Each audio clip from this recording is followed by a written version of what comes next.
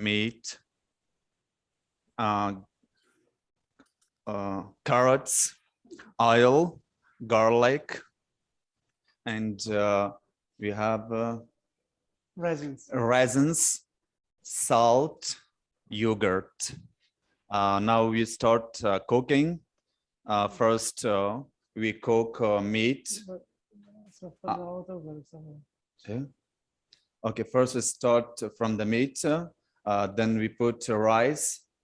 Then we put garlic inside the rice, separate, and after that we boil in a separate pot carrots and raisins. Go ahead and put the mic pack in a pocket and just put that on your shirt. That way you have your hands free. And while he's doing that, I just wanted to say we will be discussing the book in the second half of our meeting today. If you want to follow along, we asked Mohammed and Shah if they would teach us some of their favorite recipes. And we were talking earlier about how many different versions of this Kabuli halal there are. And Shah, maybe you can tell us a little bit about the different versions and the one you're going to make today. There's actually a version in the book also. If you want to look at and sort of compare the ingredients, I think it's page 113. But yeah, how did you decide about this dish? Hey, hi everyone. This is Amin Shah. We're gonna be making palau, Afghani palau, and also yogurt drink. So there's like different recipes in palau. Some people make it in lamb. Some people make it in beef, chicken. So like there's a lot of methods to cook the Afghani palau. And also like about the drink, the yogurt drink, there's like you can put cucumber in it, and also you can make it without cucumber. So there's like, so food, like the Afghani food, there's like certain ways to make it. So today we're gonna be making Afghani palau with beef and yogurt without cucumber. Yeah. Yeah. Okay. And we had a question about whether the recipes will be available or whether you should take notes. And for this class, different from the Mosaic of Flavors, it would be great if you can just take notes. We weren't gonna provide an actual handout, and I think it's very easy, and you can get a sense of the quantity. Yeah, it's gonna be very easy. It's not gonna be hard. Like it's so simple, and the method is very easy. So it will be easy for all of you to cook it yourself at home. Great. So we're gonna start. Mohammed Amin is gonna cook it, and I'm gonna be helping him. So we'll start it now. Let's go. So we'll cook over there on the stove there, and we will need our recipes in this one with the oil. Yeah. And let's go there. So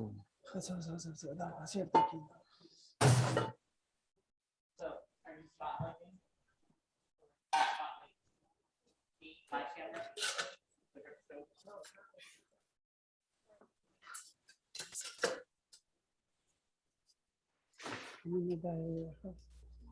That you can give them.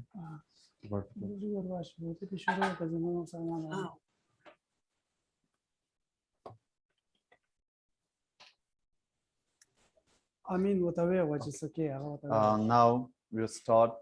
First, we put oil inside the pot to boil. After that, we put meat. And this is vegetable oil, right? Vegetable oils. If some people like while cooking rice more oil, and some people doesn't like more oils. How much a person wanna, he can use that much oil. But I use a little.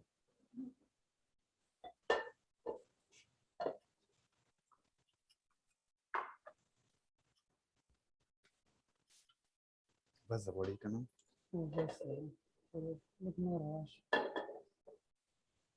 أو جو شو بكار ده.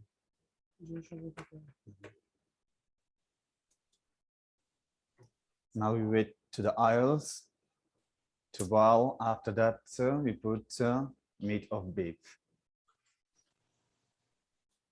And you were saying earlier, you looked for lamb. You were going to make it with lamb. Yeah, but, yeah. But you couldn't find any. Yeah, but next time we try to find a lamb and cook with that. So maybe it's more traditional. Yeah, more common. traditional and more delicious. But the beef will be good. I'm Yes. sure. Yeah.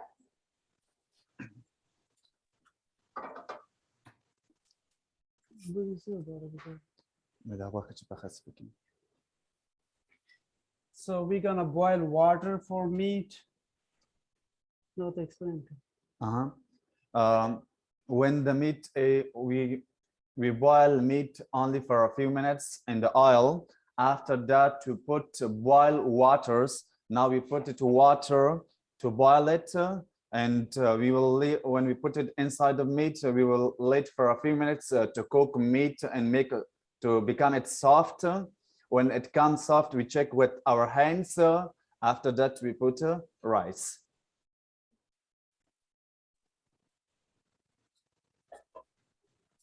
And tell us about this dish. Is it something that is eaten every day, or is it more like a special dish for special occasions?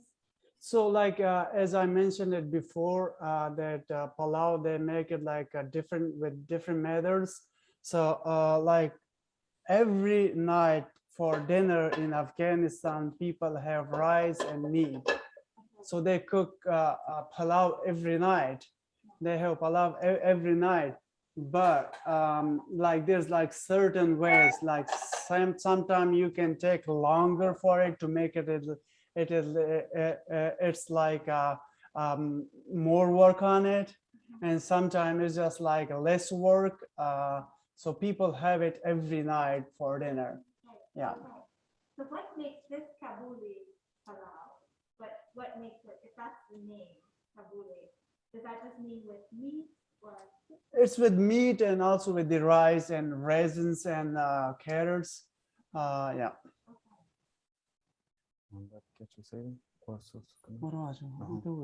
Okay, now we put meat inside of the oil. While putting meat inside the oil, be carefully with it. While maybe the oil will be pushing outside, so you burn your hand or something. Be careful with it.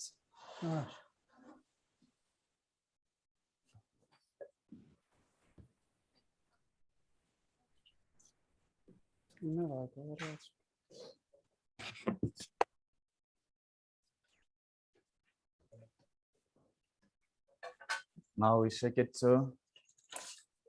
inside of the oil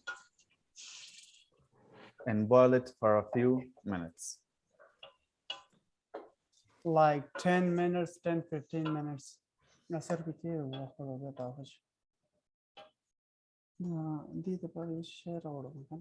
Oh.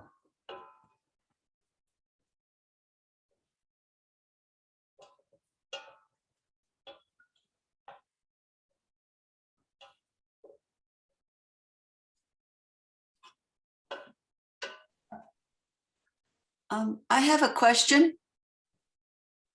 Am I on? No.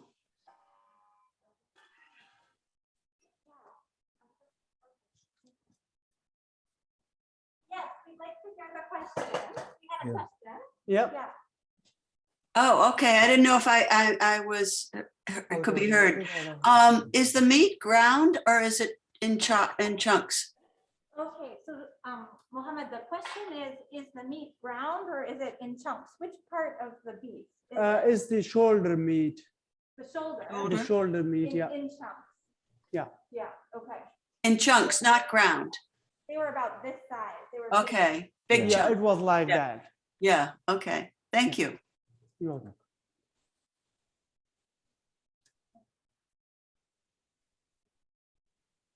Okay, do you want to go over there? I can't hear them, so that's why. Are there any other questions while we're waiting? Now would be a good time to, yeah. Ask Where's any the phone? questions. Can you get me another one? Please. Yeah, can you tell I us was how curious. much Okay. Go ahead, Yolanda. Oh, I was just curious, how often you would say most families eat meat in their pulao. Do they ever make other things with adding, I don't know, maybe chickpeas or lentils in the pulao, or is it always made with meat? What's the Yeah, question? so the question is, how often do families use meat in their palau? Is it all the time, or do they ever use other things like vegetables only that are vegetarian dishes? So meat is just for the dinner, but in lunchtime they cook like okra is a famous thing in Afghanistan, and also like beans is famous thing. So rice is the most popular thing in Afghanistan with meat. So there are so many different types of rice. Yeah. When we go to the store here at City Market, we have like 6 or 7 different bins of rice. How do you decide what rice to use? Like, what rice do you like to use? So not the white rice, Not the rice, like okay. the brownish color. It's the rice you can cook palau off it. So a brown rice. Yeah, Okay. brownish. Brownish. Not, Brownish, yeah. so not the one that says brown rice. No, No. no. Oh, okay. Okay. And Mohammed was saying earlier that you find your rice usually at Hannaford Yeah. or your preferred rice. Yeah, prefer rice. We can buy that one in also halal store. When you are buying that in a special pocket, and you can see that's only for palau. Does it say halal rice? Yeah, yeah. Oh, Not say halal rice. Rice doesn't have halal and or palau. yeah. Halal, right? Yeah, rice is halal. It doesn't matter like if it's in Hannaford or City Market, but there's like a special kind of rice for the palau. Got it. Yeah. Okay. Okay. Is it a rice that is like more fluffy or more sticky? What are you So looking it for? gets bigger, and also like it don't get like not mixing, like some rice, if you cook it, it's gonna just disappear. It's gonna be like kind of custard, Yeah. but that rice is gonna stay the same, and the size is gonna get a little bit bigger. So there's the main rice for it. Okay.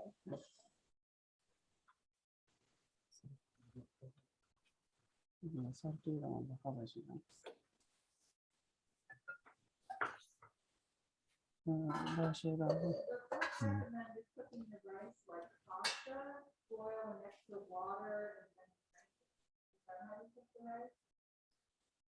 What's that? So, okay, the book recommended, the book that we're doing to this month recommended cooking the rice like pasta, where you boil a lot of water and then you put the rice into that and drain it. Yeah, so there's a different method. Like I cooked it in several times before. When I cooked it here, I boiled the rice, and like sometime I just put like a little bit more water in it, and then if I check the rice is if the rice is cooked, then I drain the water. So there's a different method of cooking rice. But sometimes that how much water should I put in the rice, so then you don't need to drain it. And which method will you use for? So we will use the one which we not gonna drain the water. Okay. Yeah. چوریزی ما چوله رو بخو. ذکر چی بلز دقیق نزل زده خلوه بخیده.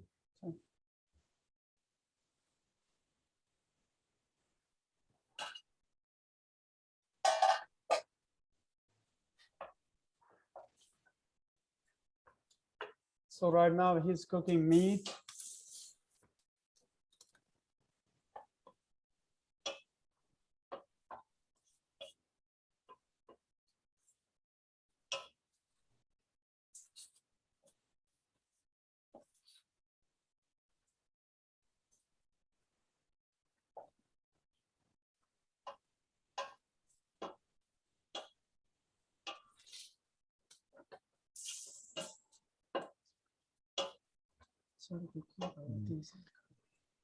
لندن نبي خمسة كلاكي.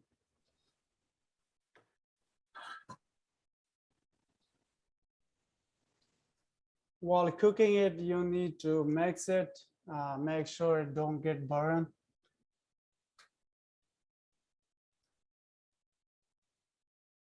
Do you ever cook with other fats? Like, would you ever use butter in the pan here? or other Yes, fats? some people do it, but like it's good the way it is now. Yeah.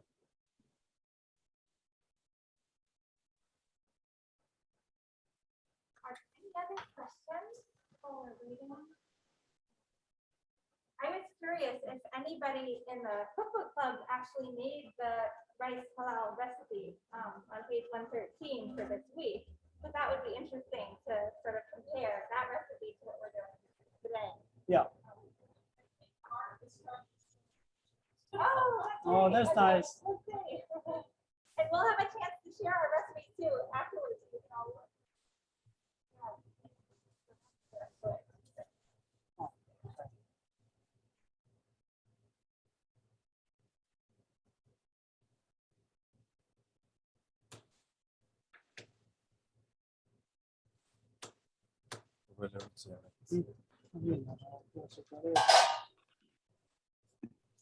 What page did you say that recipe was? 113. Yeah.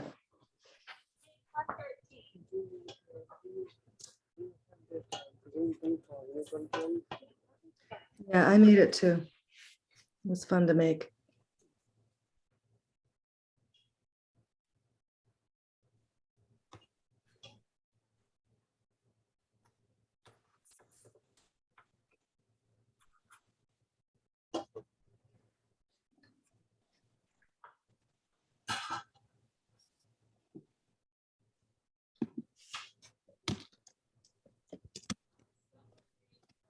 I have a question. How do you know when it's done in that oil? The oil process is done. Anybody hear that? Can you hear that? No? Yes, we heard your You question. can check it with the spoon. And also it has like certain time, 12 to 15 minutes. It can cook in 12 to 15 minutes. So that means it's cooked all the way through then? It's well cooked all the way through. Yeah. Yes, yeah. Yeah.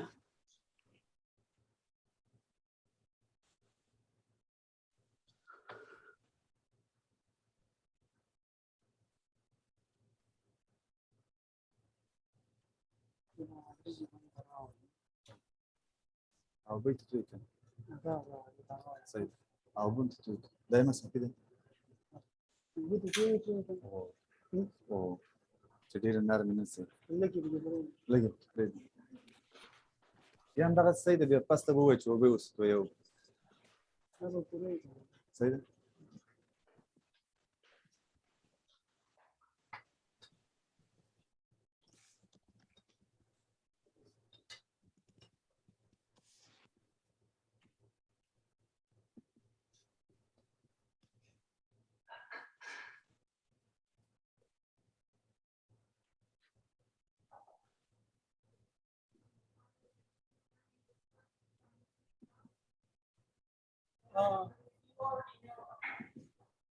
So like every Afghan male and female, they know how to cook. So he didn't learn it from me. He knows how to cook. Yeah. I can cook several things. Yeah, I learned by myself. When I was a student in Afghanistan in a high school, I lived in a hostel for 4 months. I was away from my family. At that time, I learned by myself how to cook. Yeah, different kind of food.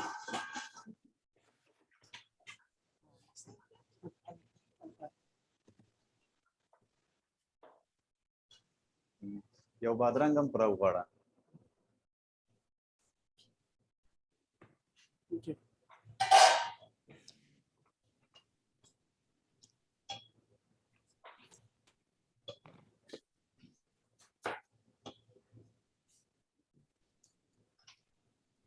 I think I missed this because I joined a little later. what are the main spices that you're gonna put in the palau? No, It sounds like there's a lot of different kinds of flavors and different combinations. I will wash it.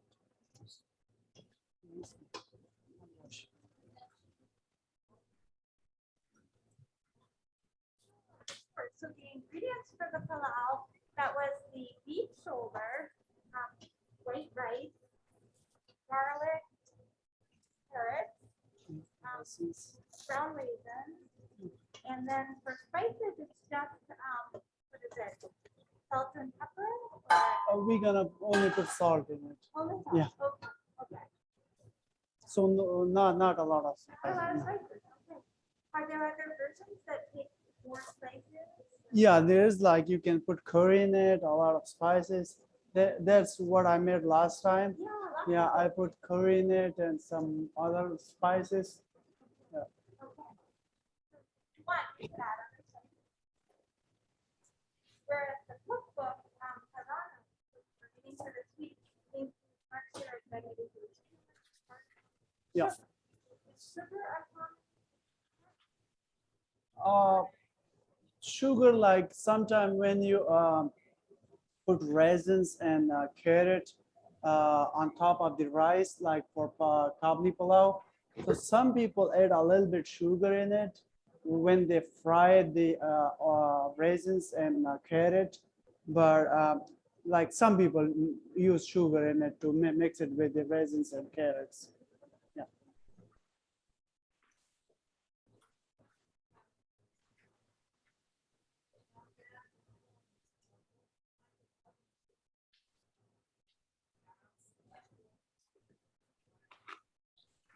It's a cylinder kind of gas. We don't have any thing like electric thing there. So we use like an open stove with a gas cylinder.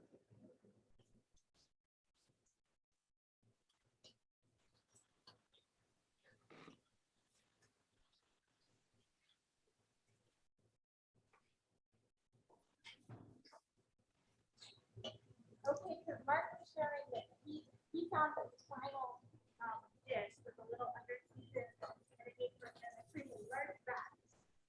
So he added other seasonings to vegetables, to leftovers, to make it more. Yeah. So like if you put more spices in it and add like a lot of spices with it, like pepper and other thing, so then it become like biryani.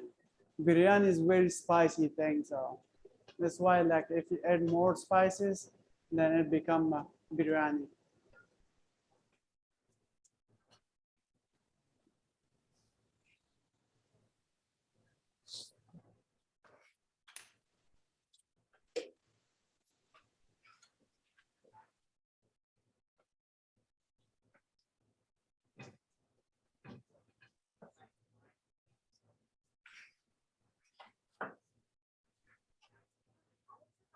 Saffron, is that used in rice dishes or how is saffron used? Yeah, saffron, we use it in green tea and also in palau, we use saffron. So saffron is very cheap in Afghanistan because we grow it by ourselves there. We don't import it from other country. That's why the usage of saffron is a lot.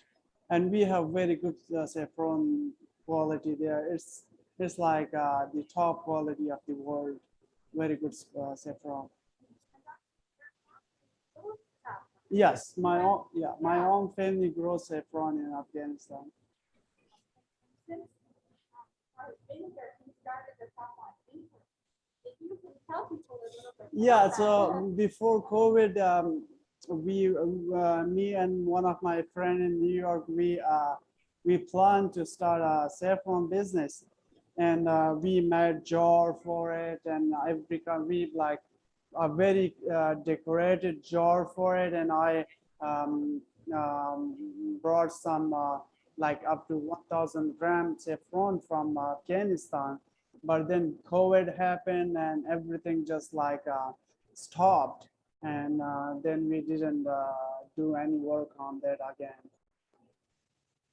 But you plan to start that? Yes, after- very soon. I have plans for it to start saffron business because I know that in America, the stores here, they have saffron, but their saffron is from like Italy, like a Spanish saffron, which is not good quality. But if you take say Afghanistan saffron and Spanish saffron, you will see the difference. And also the smell and the color is like a lot different than Spanish saffron. So the quality of our saffron is very good. So all of these people here are really good cooks. If you wanted to buy some saffron from you, Yeah. would it be possible? Yeah, to yeah. arrange that? Yeah, I can provide as much as saffron as you need. Yeah, okay. So maybe, Barbara and I, we could talk to you about you could make some of this Afghan saffron available to people. Yeah, for sure. How much, I'm curious about the price difference. In Afghanistan, how much would like a gram of saffron cost? And here, how much would it you sell at 1 gram here? It costs like the total shipping and everything costs. I mean, I'm not gonna say that, but I will say that how much I'm gonna sell it.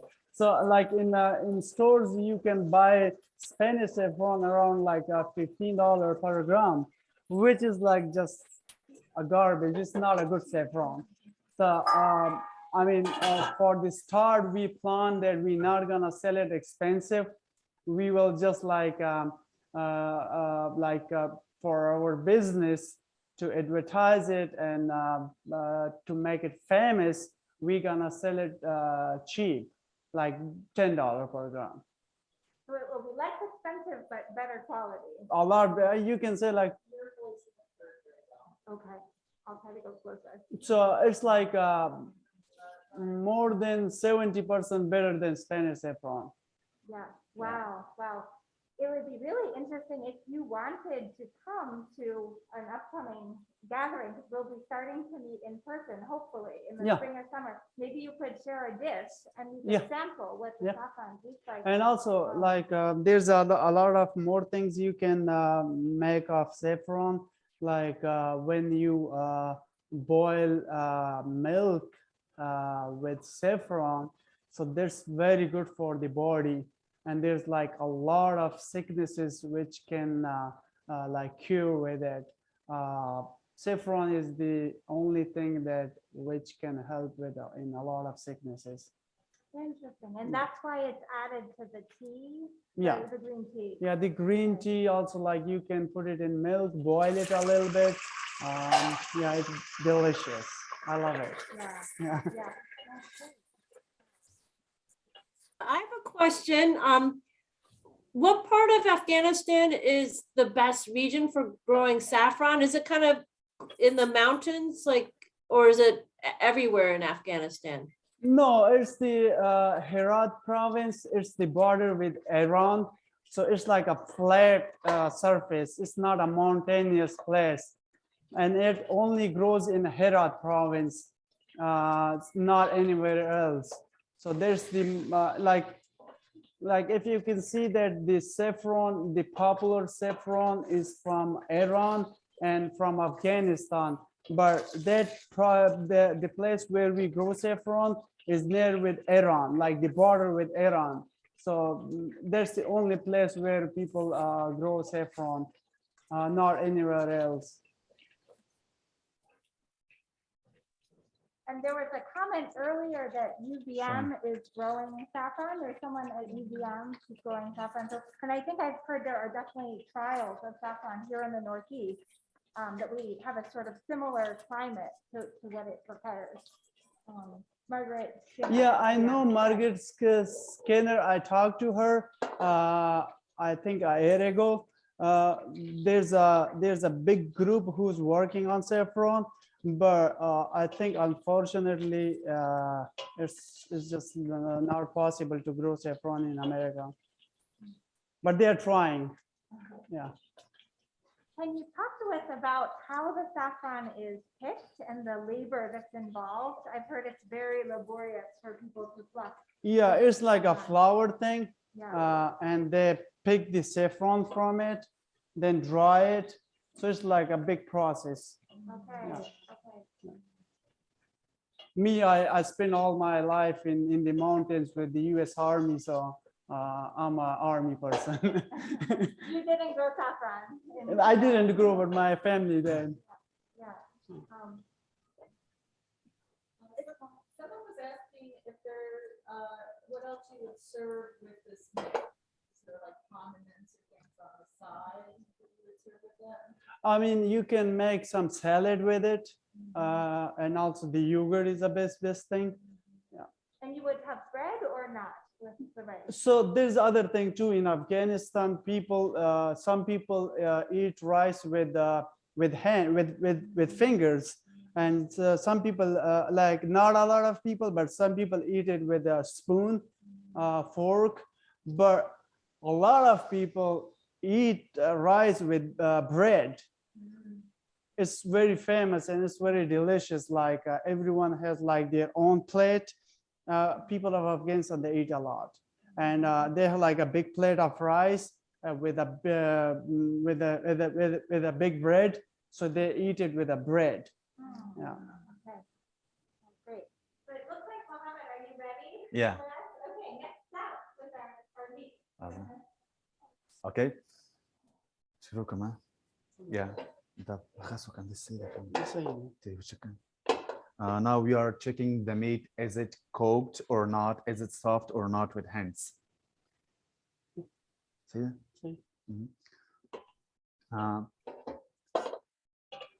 We boiled waters. We put waters inside of meat. It's regarding to the rice. How much rice we are cooking, just we put that much water inside of the meat, and we can boil it again with the meat. When it's boiled, after that we put inside the rice.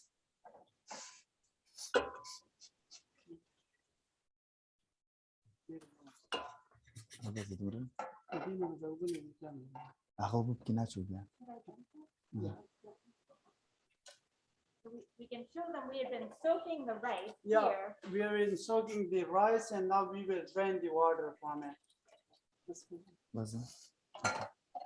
Now we shake and we leave only a few minutes. The next mixing now and to boil. And we put on also salt inside.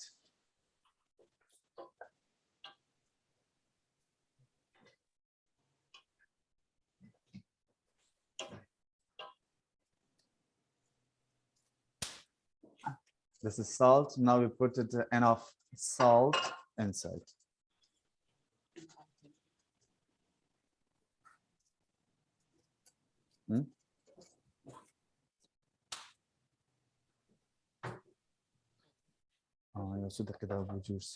Now just we are waiting again the water will boil inside of the meat. After that the rice is ready. We put the rice inside.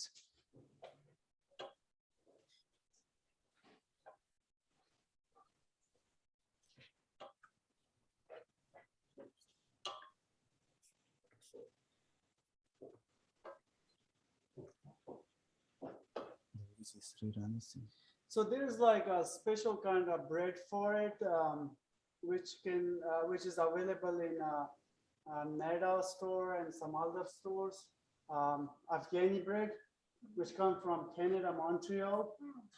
Yeah, there's a very good bread. Yeah, and you said that's available at Nada? Neda store, yeah. Okay. Yeah. That's the halal market in Winooski. Yeah. I think most people know that. ده خروجي رنگ داخلی دینه سری بیاره از دیگه سنگ چه بود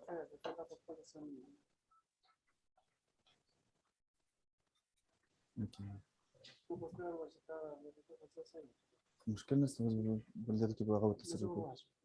Yeah. It's boiled. Now we put the rice inside. Now we mix it.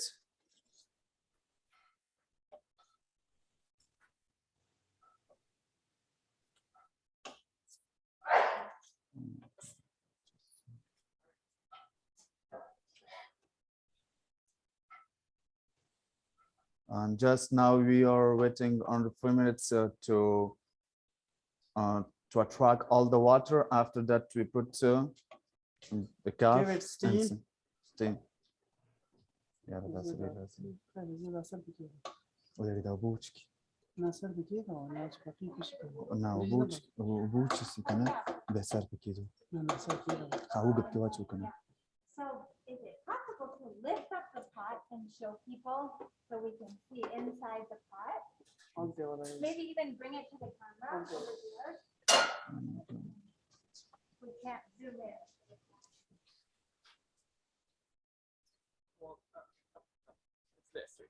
Yeah, a little bit higher. There you go. There you go. Uh-huh.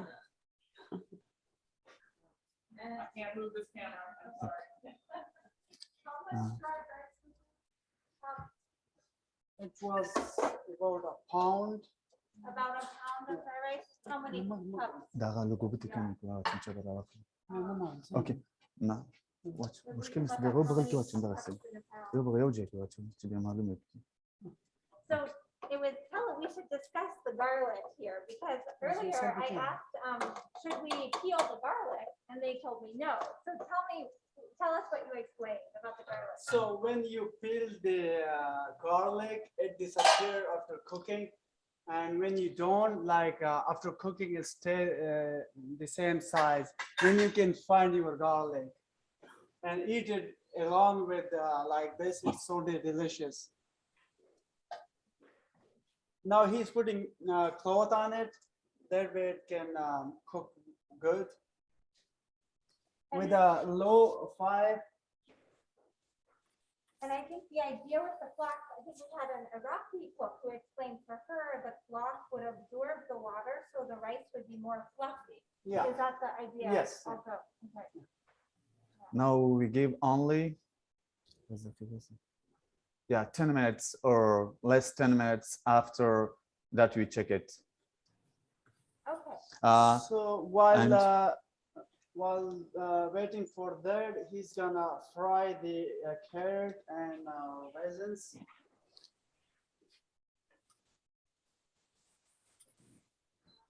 How much water is that? Cooked rice, and for how long do you soak it? So it was for 1 pound, it was 3 glasses of water. Yeah. Does Yeah. it matter the quantity or No. you're just trying to cover it? So right? for soaking, it doesn't matter like how much water you want to put in it, just because you're gonna drain that water. Yeah, so as long as it's fully covered, maybe an inch, there was about an inch above it. Yeah, Okay. an inch above. Yeah. And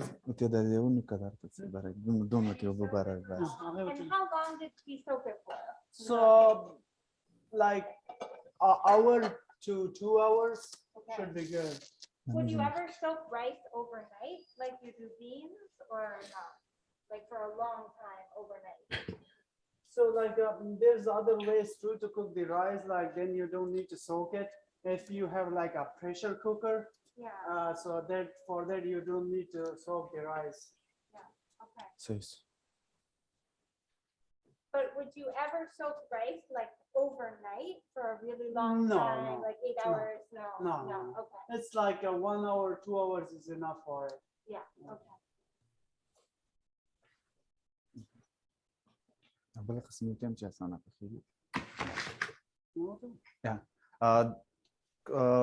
Afghani palau or Kabuli palau can cook in different time and different styles. We have another styles you can cook only in 15 minutes. It doesn't take a long time, but without meat. Without meat, just we make only the color of sugar for that. We will try then for the next time that one. Yeah, that doesn't take a long time, only 15 minutes. But while you're putting meat inside that and making different things with that, it takes a little bit more time because first we need to cook meat, after that put rice. But that the another style or that only takes 15 minutes, that becomes more cheaper, doesn't need any expense.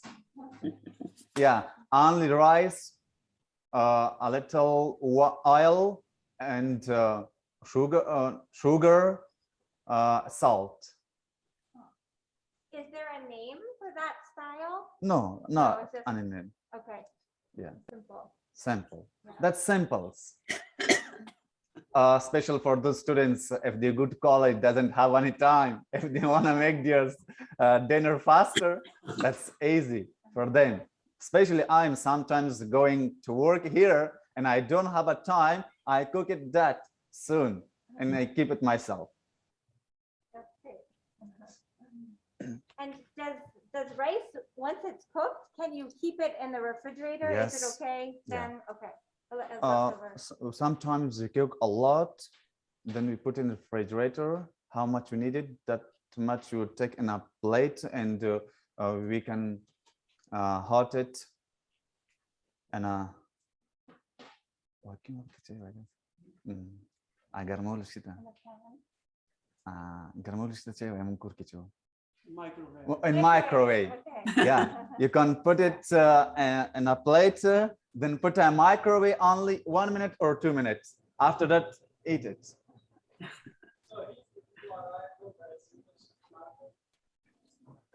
Oh, he's doing a great job. He's doing a great job. Yeah. Now the oil is boiled. We put inside that carrots. We boil carrots for only a few minutes inside of the oil.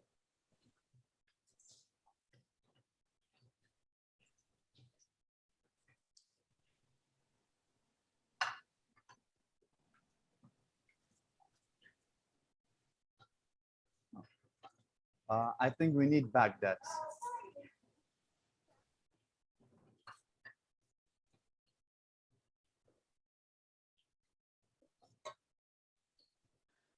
I have a question about carrots. Have you seen wild carrots in Afghanistan? And what part of Afghanistan has wild plant populations of carrots?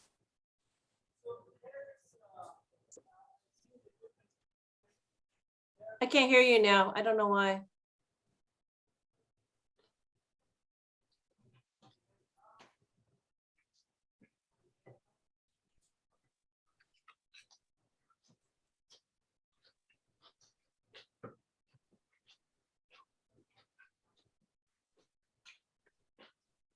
Just a moment, we're gonna check on the battery of the mic. That Oh. might be the issue.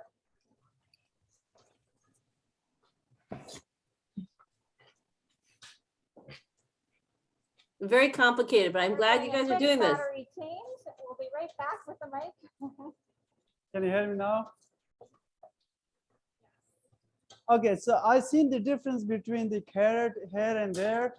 The carrots there are red, like a lot red, but the carrots here is like brown color, and the carrots there is delicious, and here is like not that good. So yeah, trust me, I searched for those carrots, but I couldn't find it. Not in New York, everywhere I tried to find it, it's not here. Like the carrot in Afghanistan is delicious. It's very good, and we grow it everywhere in every province. I grow red carrots sometimes. I don't know if it's the same kind of carrot, but you can buy red carrot seeds here if you want to try growing them. I'm not sure, but I never. It's been like I spent here like more than 4 years, but I couldn't find those carrots here. Yeah, I don't see them very often in the store, but sometimes I grow them. And I'm not sure if it's the same kind, but you can get red carrot seeds. I'll find them and I'll put a link in the chat. Okay. Thank you. I think carrots originate from Iran and Afghanistan, that area. So the wild species, the wild plant is from there, and then it was domesticated, by farmers, probably whatever, thousands of years ago. So I think there's probably more different colors and tastes and everything like that than what you'll find here. So I think in general, Eat sorry. it like this without cooking it is delicious. Like a lot of people eat it like this. Like some people, they use it as a salad. And the difference between Afghanistan and America, like here, everything goes through a system. Like it goes through a big system to a store, then you can go to a store, buy it there. But there we just take it out from the field. Like you know, we all know each other. So we go to the field outside and we just take it out from the ground there and wash it and eat it. So like that's very delicious there. Yeah. Another question, whether there are different styles of cooking in different parts of the country. And if you can talk to us a little bit about maybe the north and the south. People make different Yes. things. Yeah. So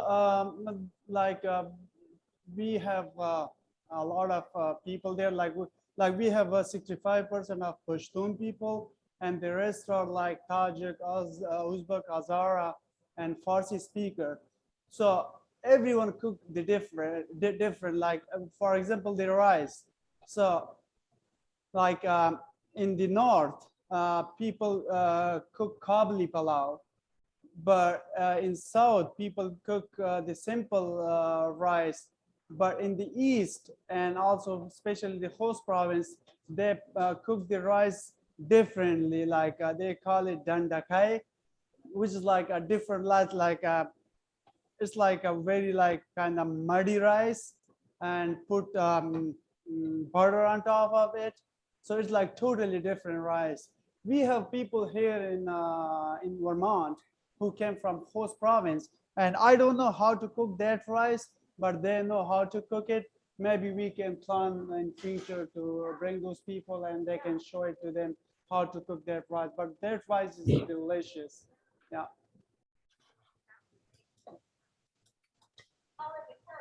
Yeah, it's boiling only a few minutes more.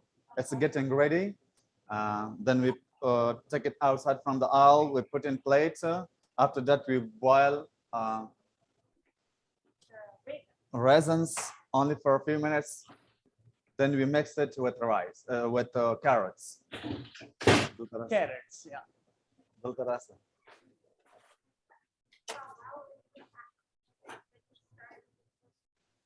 Oh yeah, there's a funny thing about this drink, what I'm gonna make.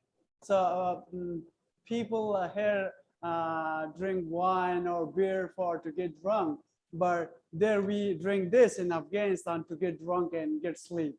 So it's like our drunk drink. Yeah. And you said it's really good for you too. Yeah, yeah, it's healthy, and also it will make you fall asleep quickly. Yeah. So we need plain yogurt.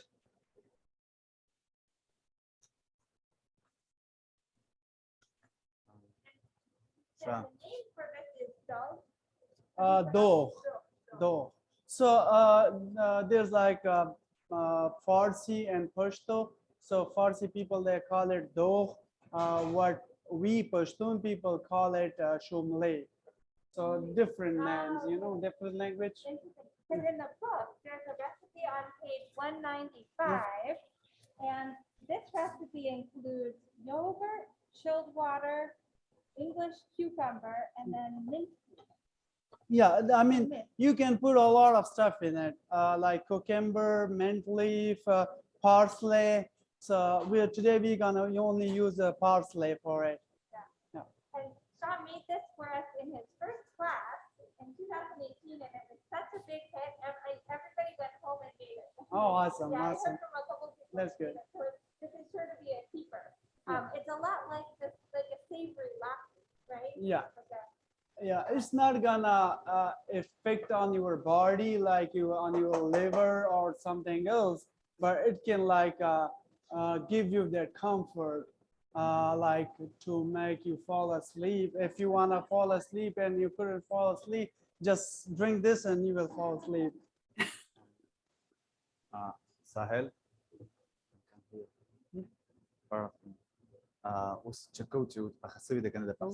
Yeah. Now,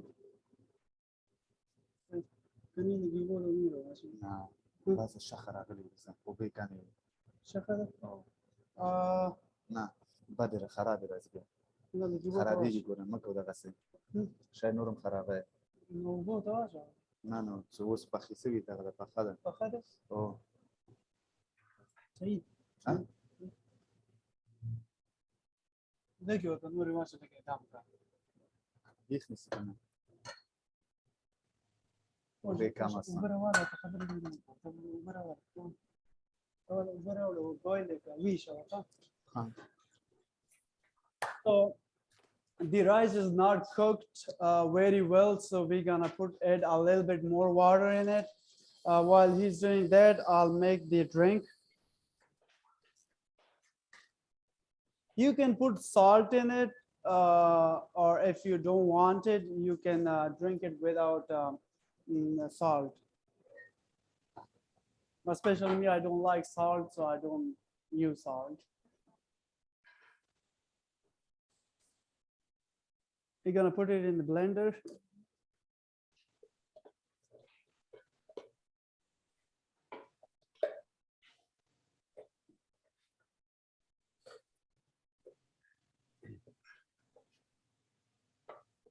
Yeah, we'll add some water in it. And you're just measuring with it by eye. It's about. Yeah, just like guessing it. Okay, yeah. If you like it more thin, Yeah. then less water. And we're adding parsley in it.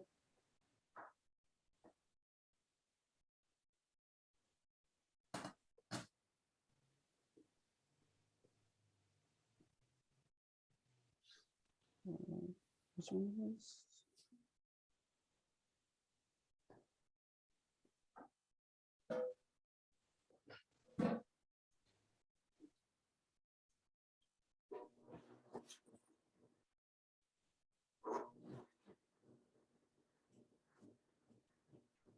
Thanks for helping. Thanks for cooking for me.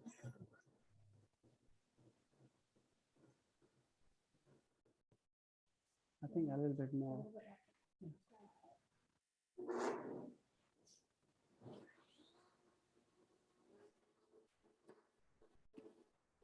I had a question. I'm curious if there are a lot of street foods in Afghanistan, and if so, which ones are your favorites?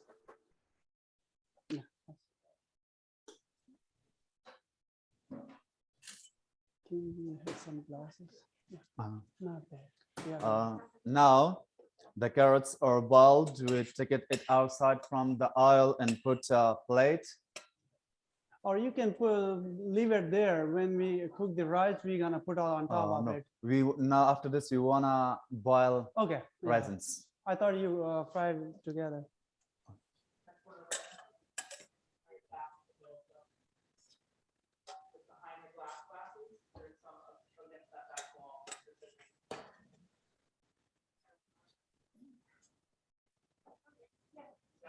Yeah, it's good now.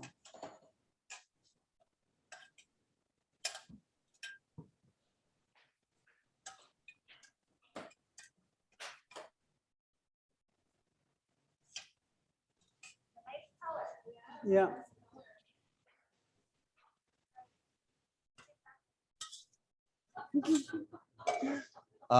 Now we put raisins inside of the oil and boil it for a few minutes.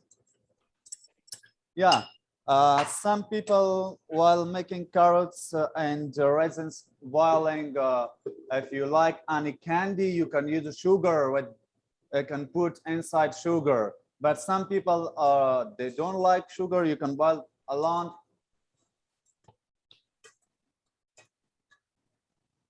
I think they're not watching. It's not good.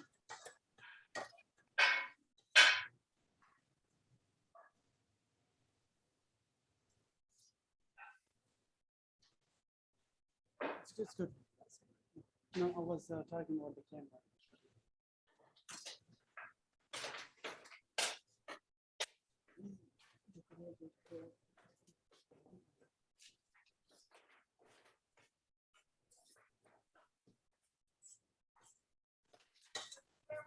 everyone was here and could sample the drinks with us. Yeah, that's what I was talking to Anna, that in 2018, I cooked here in the same place, and we had like more than 17, 18 people.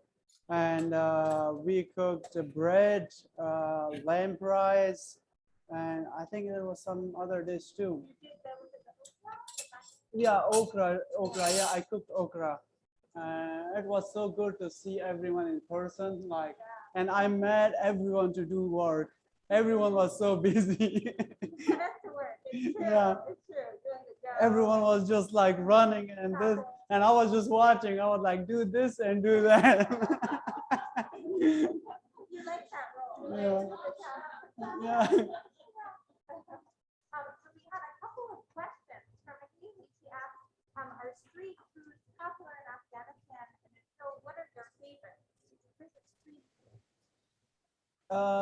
So it's like the fries and bread, and also like okra, chicken, barbecue chicken. Yeah, and also, yeah, I forgot to say, kebab. Kebab is very famous there. Like lamb people, some people make kebab from lamb. Some people make it from beef. And also there's one more kebab which they make it from liver of the sheep. That's very delicious. And what kind of seasoning or spices do people put on the kebab? So that's the main problem. Like I didn't the spices there. I like didn't learn what to say it in English. So it's like different. Yeah. It's like curries and all those other things, you know. Yeah. So this is our drink. You can say it's a wine. Oh.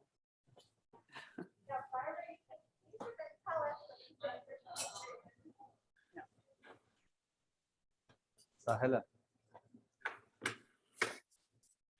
Watch Movable.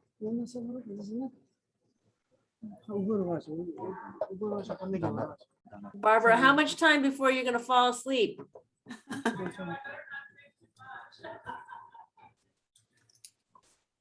بس coach.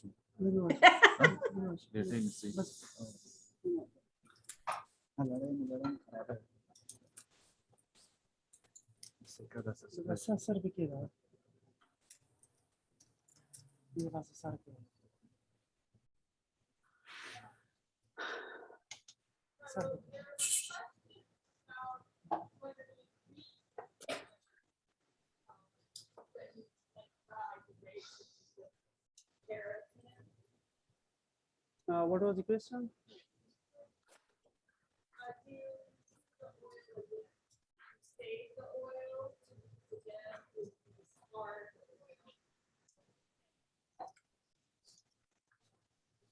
So it's like some people keep it and some people just throw it away, but like it's okay, it's still good oil.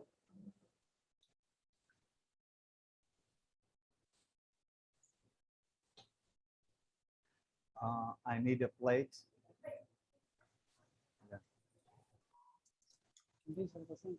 داور تخيك أنا بشوكية.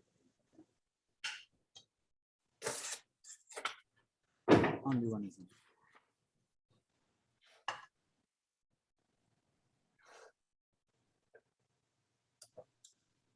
I think someone asked earlier, what are some of your family's favorite recipes that you continue to make here, or some of the families who've been arriving, what do you think are some of their favorite family recipes that they will continue to make?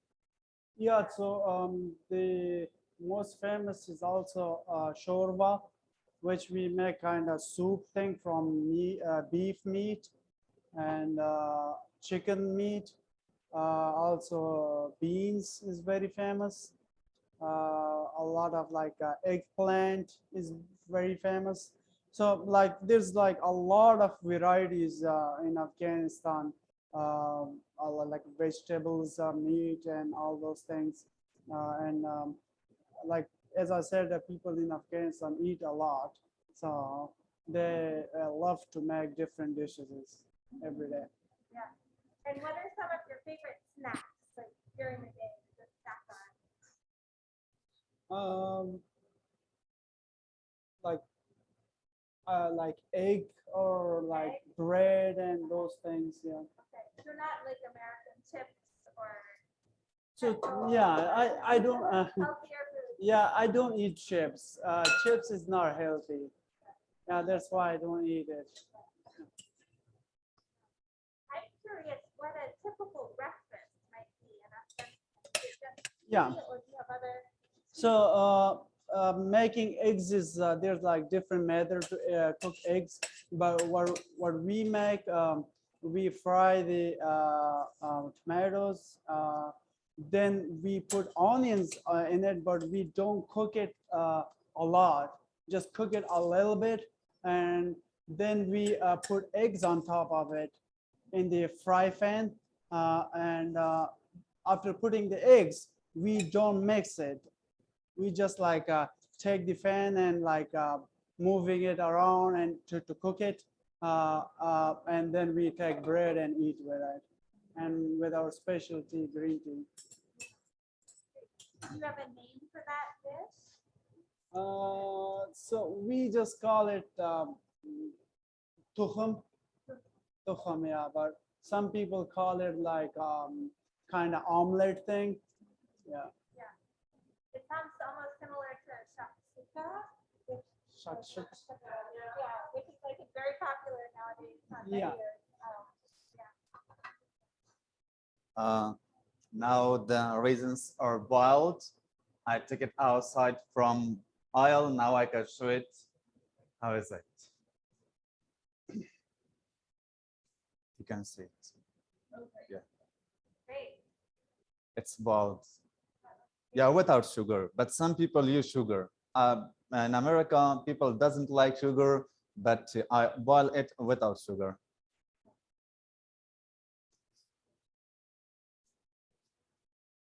Yeah, when the rice is cooked, then we're gonna take it in a plate and put those things on top of it. What is it?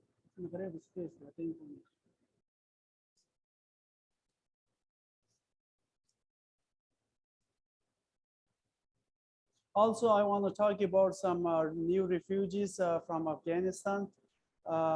We got like more than 100 refugees here in Vermont.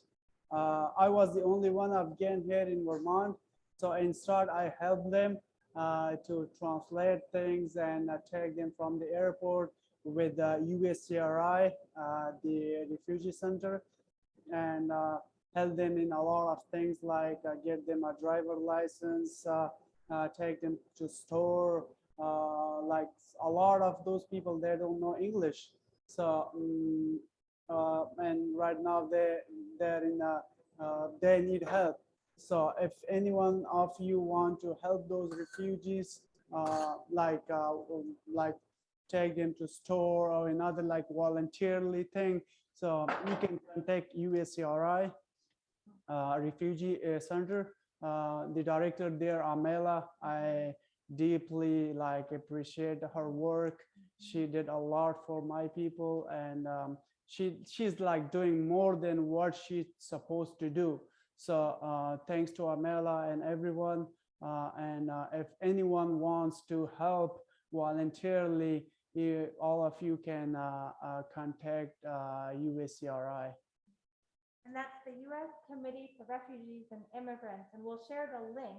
Yeah. They're based in Colchester, and they have many different ways folks Yeah. can get involved. Yeah, 462 Hedgeman Avenue, I guess. Okay.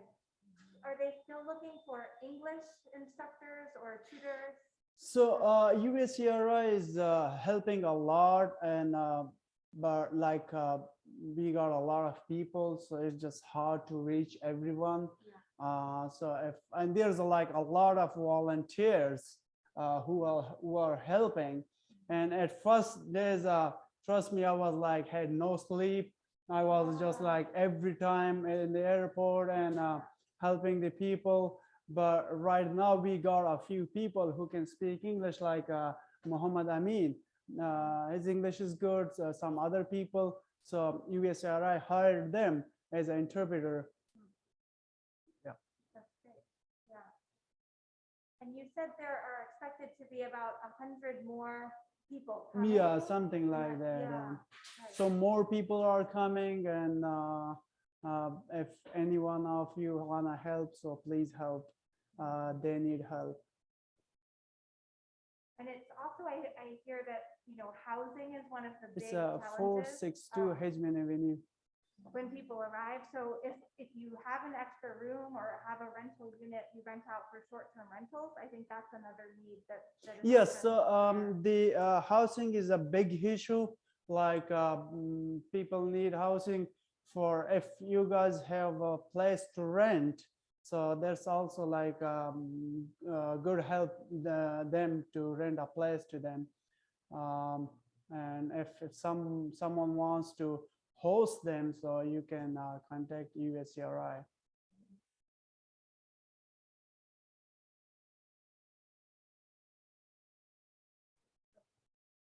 Good. Yeah. Only a few minutes more. After that, it's ready.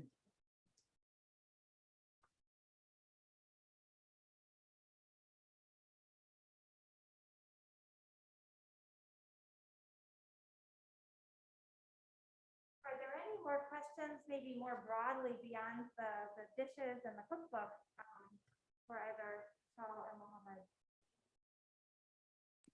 I had a question. I asked the question previously about dishes that are from your family, but I'm curious if there's things like in your family specifically that you learned from your parents or your grandparents that have been passed down through your family.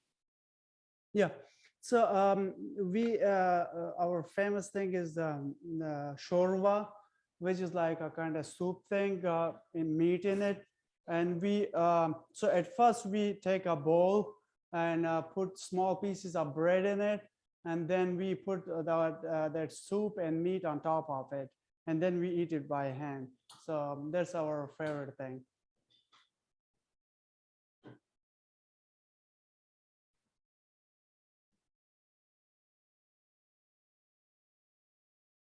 I think we are almost done with rice, Mohammed. Yeah, come. How it's looking? Yeah, good. Looking good? Yeah.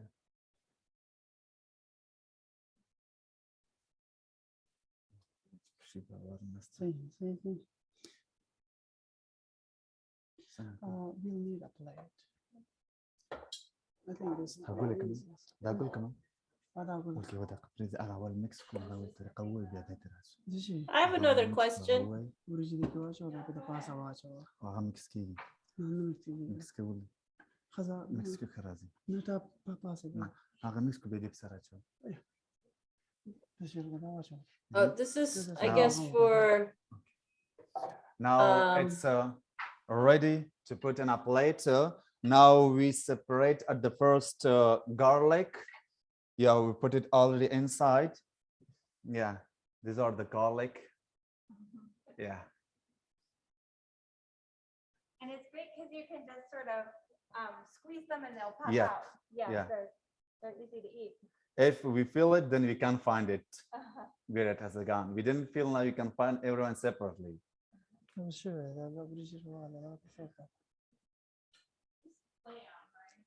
This is beef, actually. This is beef. We originally advertised it as lamb. I think we were thinking about doing it with lamb, but we couldn't find the lamb. So we're Yeah, using the beef. I don't know what's like in Vermont. There's like a lot of thing which is short. Like Yeah. we try to find lamb, but it's There- not. there are a lot It of- wasn't there. Yeah, there are a lot of supply chain issues with lamb from New Zealand right now. So. There's plenty of lamb at the Nada Market in Winooski.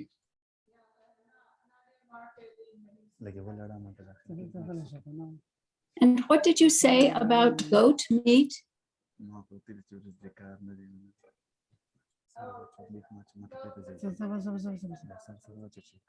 would you ever make this with goat meat, or did you mention Yes, something yeah. about goat? You can put any kind of meat in it. like lamb, goat, sheep. I believe there's a fair amount of goat meat available in this locale. No? Yes. Yeah, you can get goat meat at the halal market. Yeah, in the halal market, you can find goat meat. And there's also the farm up in Colchester that raises goats, the Nepali family raises goats. What was the name Yeah. of that? NADA store, NADA. And I think it's Pine Island Farm. Pine Island. Yeah.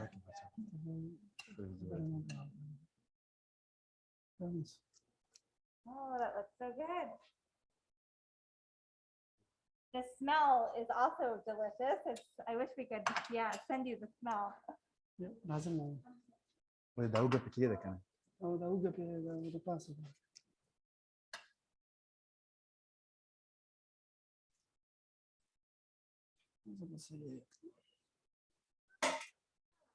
Wow. Yep. Look at that. That looks delicious. Wow. We Can they hold see it, it maybe well? hold it up. Yeah. So you put the rice, a bed of rice first, and then you put the Meat on and then top. raisins and carrots and then also garlic. Oh my God. Do you make it without the almonds or Anyone wants pistachios? to eat? You want to come over to City Market? I can text you some. Delivery? Yeah. No, that's great. Well, thank you both. This looks just delicious. And was this your family's recipe, Mohammed? Yeah. This is your family's recipe. Yeah. So thank you for sharing that with us. You're welcome. Thank you very much. Oh, that's wonderful. So we're going to take about a 5-minute stretch break while we orient ourselves to then come back and discuss the cookbook. So if you've cooked anything from the cookbook, now's the time to go bring that and so you can show it to us. This is one of the few classes where we've actually had cooking instructors from the country that the cookbook is presenting recipes from. So these two will be able to comment on our dishes, which will be great. So 5-minute break and we'll be right back.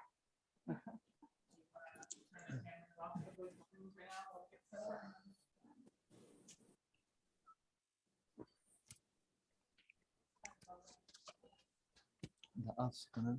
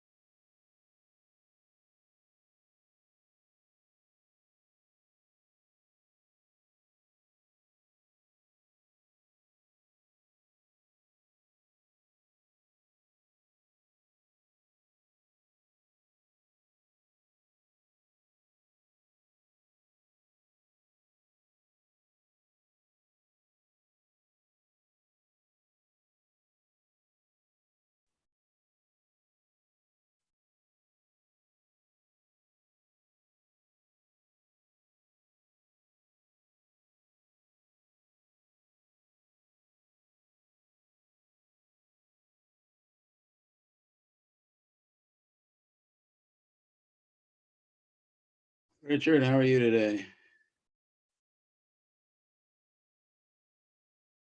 Aside from Good, muted. Mark, how about you? Oh, pretty good. Pretty good. Enjoying the sun. Yeah, I see some water droplets out there. Might be warming up. Yes, it's definitely warming up, and yesterday's snow is melting pretty well. Yep, I'm ready for it to go back to spring myself. Absolutely. We may have a few weeks yet, but. All right.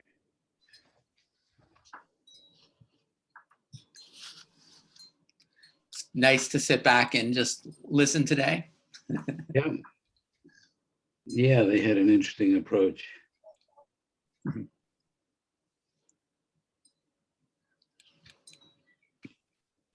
Guys, I'm here to tell you a secret. They're not stretching. They're eating and getting drunk on yogurt. Maybe they all fell asleep. I have not been fooled. What are they drinking? I missed that part. What are they drinking? It seemed like a mango lassi, sort of, but not sweet, like a yogurt, herbs, salt. I think what I caught. Yeah, it was I a saw the yogurt drink.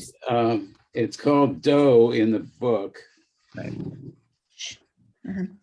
There's a similar thing in Turkey, and you can get it in like old fashioned times. They would have these bubblers.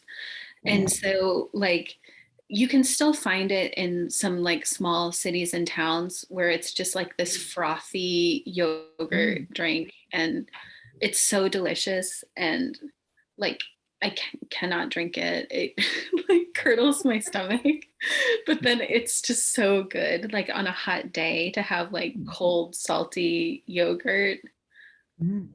It's really irresistible. Yep. You can't do dairy, right, Haley?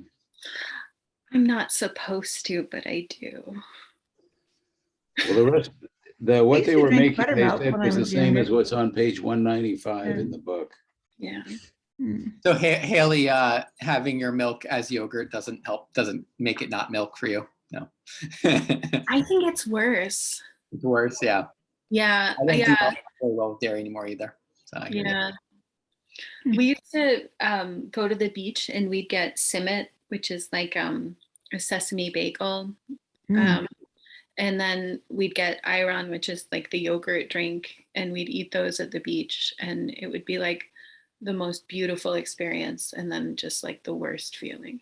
So, yeah, I had to stop, but it's like the perfect thing to drink when it's hot out. And it is cool, like the historical places that have the bubbler, because it is really like nice and frothy, and it's really nice. Hi, friends. Hi. Hi, Barbara. I've missed you all. Same. Can you all hear me? Yes. Great. Well, welcome everyone again. Welcome back. Your volume up nice and loud because maybe the volume. Oh, okay. All right. All right. And I'm gonna unpin myself so that I can see. Here we go. All right. Well, who wants to start with this delicious cookbook? And I can tell you that I feel very fortunate to be here with the food right in front of me. I know, we were saying we really wish we could share it with you. It's so good. Thank you once again, Shah and Mohammed.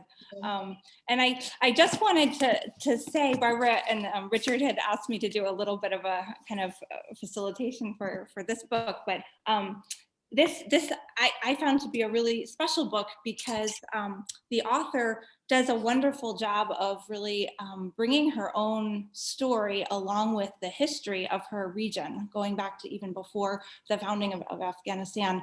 And I thought she did a wonderful job of kind of weaving those stories seamlessly in with the recipes. And for those who are new joining us, and for Shah and Mohammed, what we usually do is we go around and each person shares their kind of opinion of the cookbook that we're looking at. And we'd love to hear just, how you found it, anything that really spoke to you, any kind of analytical criticism of how the recipes worked or didn't, and then any dishes that you made. So Richard usually does a great job facilitating that. And I think I can just start by saying that I think what struck me was really the depth of the history that she provided. Starting with the introduction and then each chapter really grounding it in the actual historical events, and really giving an alternative view of the Afghanistan that I feel like we get presented with in the news, which is sort of this region that's been rife with conflict for so long. I liked in the introduction how she talked about, pushing us to think beyond this place as a region of war, but really what are some of the amazing cultural legacies and really meetings of different cultures that have arisen there and sort of had this metamorphosis throughout history that has given us so much amazing, music and poetry and literature and food. So I really appreciated that. If anyone didn't get a hold of the book, this is written by Durkhanai Ayubi, who is the daughter of the woman whose recipes are here, Farida Ayubi. They left Afghanistan in 1985 at the height of the Cold War and traveled to Australia, where they had sort of a little bit of a seed of an idea of one day opening a restaurant. And then in 2009, they were finally able to found their first restaurant, which was so popular, they now have a second restaurant. And they've really tried to use the restaurant as a way to preserve the food traditions that they love so much from Afghanistan, including a focus on welcome and hospitality and generosity. So it sounded like a wonderful restaurant to go to. That was just a little bit of background about the book. I made a couple of recipes. The one I'll mention is a dessert recipe, and it is on page 152. And maybe Shah or Mohammed, could you tell us how to pronounce this? Is it shirpara? Say it again. Shirpara. It's shirpara. Okay. So I made these. It's sort of like she calls it an Afghan milk fudge. And it's made with, you make a simple syrup, which you then pour over milk powder. And I really liked it because I try to avoid wheat, and it's actually like a wonderful gluten-free recipe, very simple to make. It doesn't require any baking. You just make the simple syrup. It's flavored with cardamom and some rose water, and then you just let it sit and mix in the milk powder and let it sit. And then you can make it with any kinds of nuts. She has the pistachios. And would you two say you've had this before, and what are the different sort of varieties you might find, like in sweet shops? Yes, we had it before. We both, and just like it's a famous thing in dessert. And you I'm amazing. Like you made it so perfect. And I want to try. I told you before that I want to try, but you decorated very good. So I said that when we done with the class, then I want to try it. Yeah, you made it perfect. Well, we'll see. We'll see how it tastes. What was Anna? interesting? Oh yes, yeah. Where did you get the whole milk powder? Oh, great question, Mark. So the recipe calls for whole milk flour or powder, which in our local stores is really hard to find. I was only able to find, actually, I have it right here. I wanted to show you what's sold at like Shaw's and Hannaford's and even City Market here is the instant non-fat milk. And I did a lot of like Googling online to kind of get different opinions whether non-fat is a good instant milk as a substitute for milk powder. And what I sort of, the consensus I came to, and then I ended up calling King Arthur Flour's hotline to get their opinion. But what people are saying is that basically the whole milk is important if you're using the milk powder as a leavening agent in bread. And that's most often when milk powder is added. There's like such a thing like baker's milk powder specifically for breads, but that for something like this that has butter fat in it, that it should be okay. So I went ahead and used the non-fat, but I didn't try Healthy Living. That might be another place. I know King Arthur Flour, you can order the whole milk milk powder or powdered milk. And those two are sort of interchangeable. They should be the same. Did anybody, yeah, I'm curious, does anyone else have comments about where you might find whole milk powder around? I know it used to be something very common at every sort of average grocery store. There were boxes of it that I think was whole milk, and it used to be very cheap. And now I feel like that disappeared as a regular ingredient I see around, and now it's fancy. You know, what I remember in the supermarkets is non-fat. It's skim milk. It's instant. It's exactly what Anna showed us. I have in co-ops in other towns, and even in Onion River Co-op, once upon a time, they carried whole milk and also non-instant, non-fat. Okay. But not anymore, apparently. It may be something that we just have to order online from King Arthur or elsewhere. Yeah. And speaking of ingredients, I just wanted to mention a lot of these dessert recipes call for the rose water. And I've been using just kind of a rose water that I get at Nada's, which is, I think, made in either Saudi Arabia, or it's a very common sort of the typical rose water. But recently I actually was teaching a cooking class or baking class with Heike Meyer up at Broke Bakery on Persian love cake that uses rose water. And one of our students after the class mailed us her favorite brand of rose water that she had learned about from a chef in Boston. And I just wanted to mention it because the results in this sweet it's turned out much more flavorful. The rose is just much more pronounced and it tastes more fresh rather than sort of almost like a chemical rose flavor. And it's called Maimoune, and it's from a women's cooperative in Lebanon, and it's pure rose. It's just been sort of distilled. There's nothing else in it. So I'll type that in the chat. So just a recommendation, if you like doing these sweets, if you're looking for rose water, I think you can order that from her online. So let's go around. I'd love to hear what other people thought about the cookbook and any recipes that you've made. I can chime in and say, as I was having a busy week, I didn't get to do any cooking from the cookbook, but I did have a chance to do some of the reading, and I would echo for sure what you said, Anna. One thing I love about cooking from around the world is how I feel like it challenges your assumptions about what you know. And reading the intro, yeah, I feel like it did bring up for me that I feel like I only think of Afghanistan in the context of a war, you know, and having this book sort of focus on its culture and history as its purpose was really great in the intro.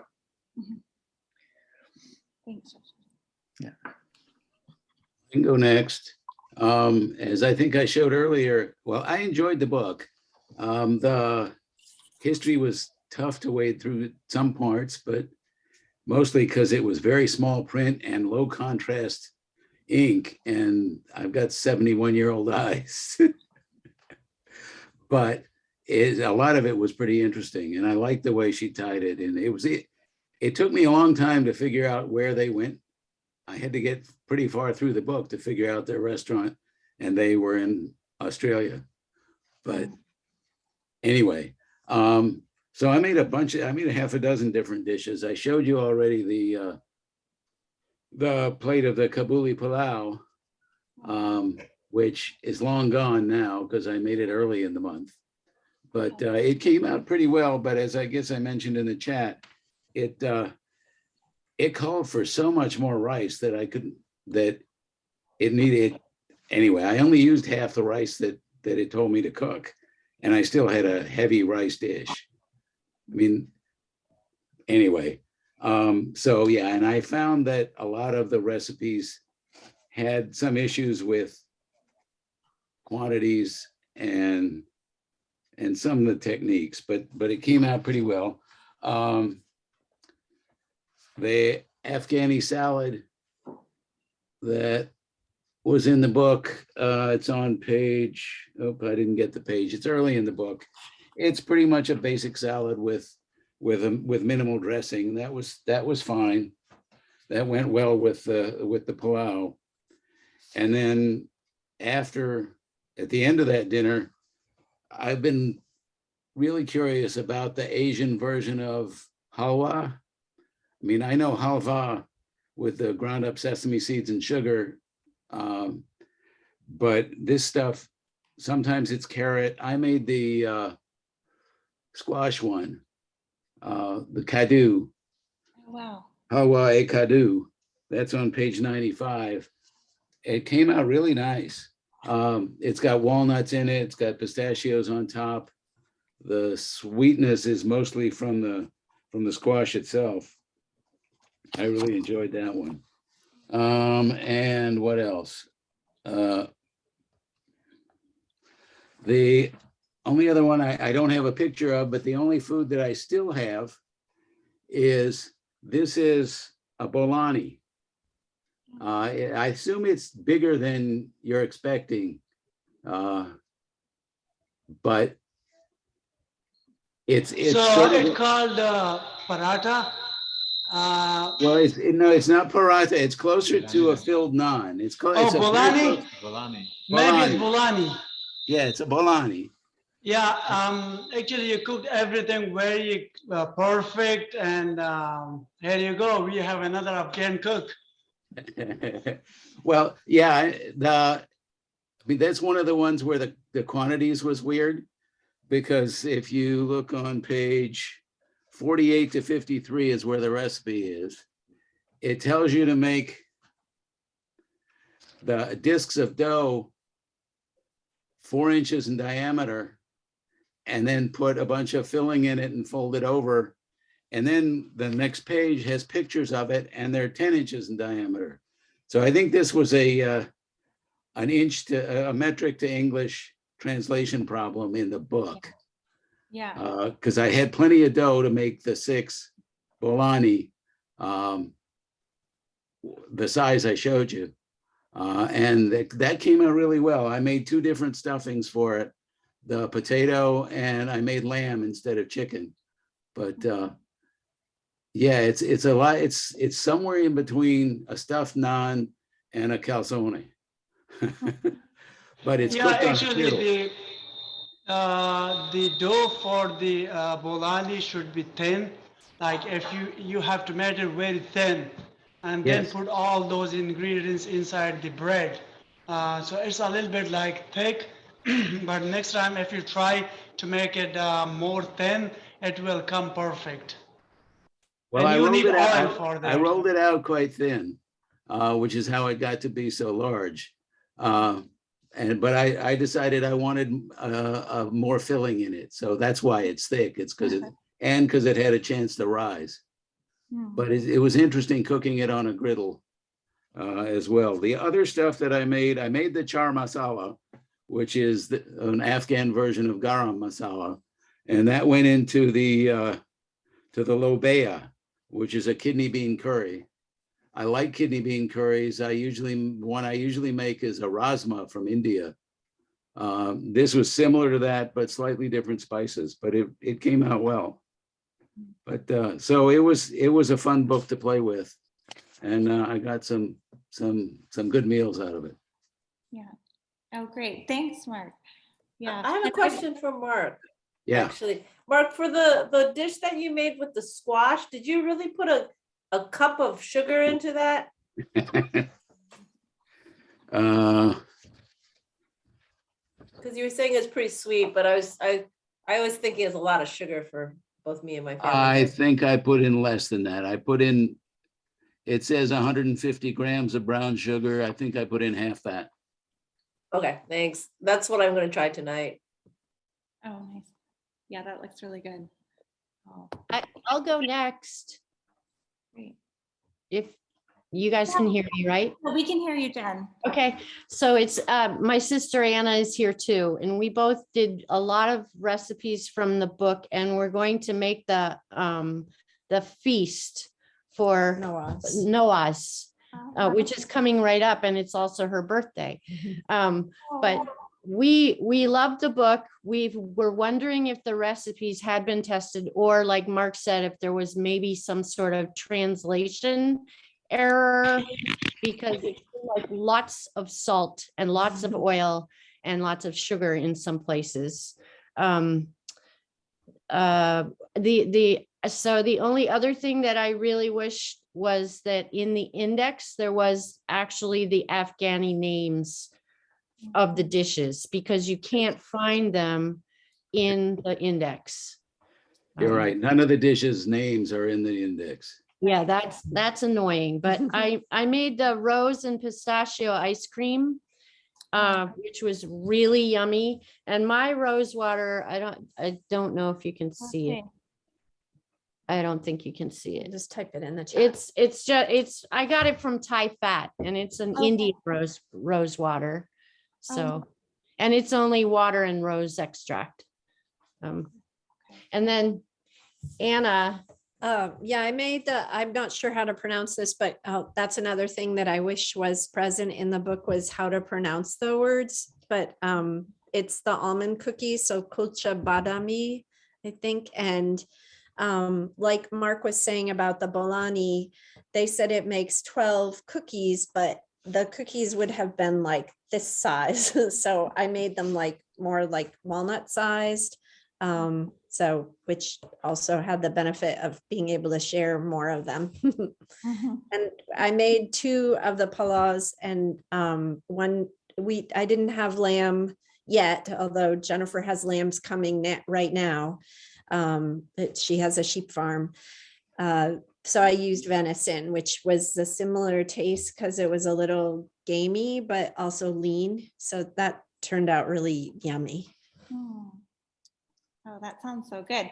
I also had the same comment about the, recipes, had they been tested really. I think my take is that perhaps she's been used to measuring in metric and grams for her restaurant, and that perhaps giving us, the measurements in cups that didn't quite translate well. I know the recipe I did called for 250 grams of water, which she said was equivalent to 1 cup, but 1 cup weighs more, around 130 or 235 grams. So I definitely noticed some of those. And I think Carrie, who is here with us helping with the dishes, she was telling us earlier that a recipe she made had way too much water, and it turned out to be a soup rather than a sticky rice.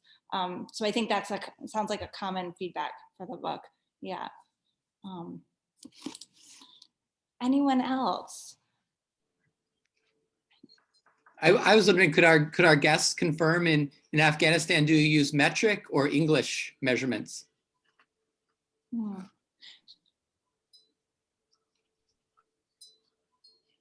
or English measurements, like cups or grams, milligrams, what measurements are used in that? We use cups. Okay. Cups, tablespoons, teaspoons. Yeah. Yeah. Yeah, we measured things with cups.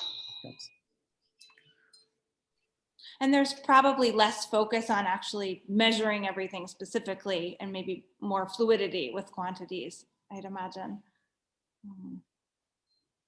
So like in Afghanistan, we don't do things like a lot perfect. We just guessing, and like the measuring thing, like we just use a glass or a cup to put water in rice or something else. Yeah, thanks. Did anyone else make things or want to share about the book?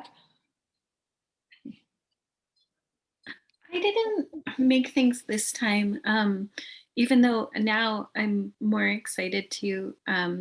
When I was a child, one of my friends was from Afghanistan, and his family ran a restaurant.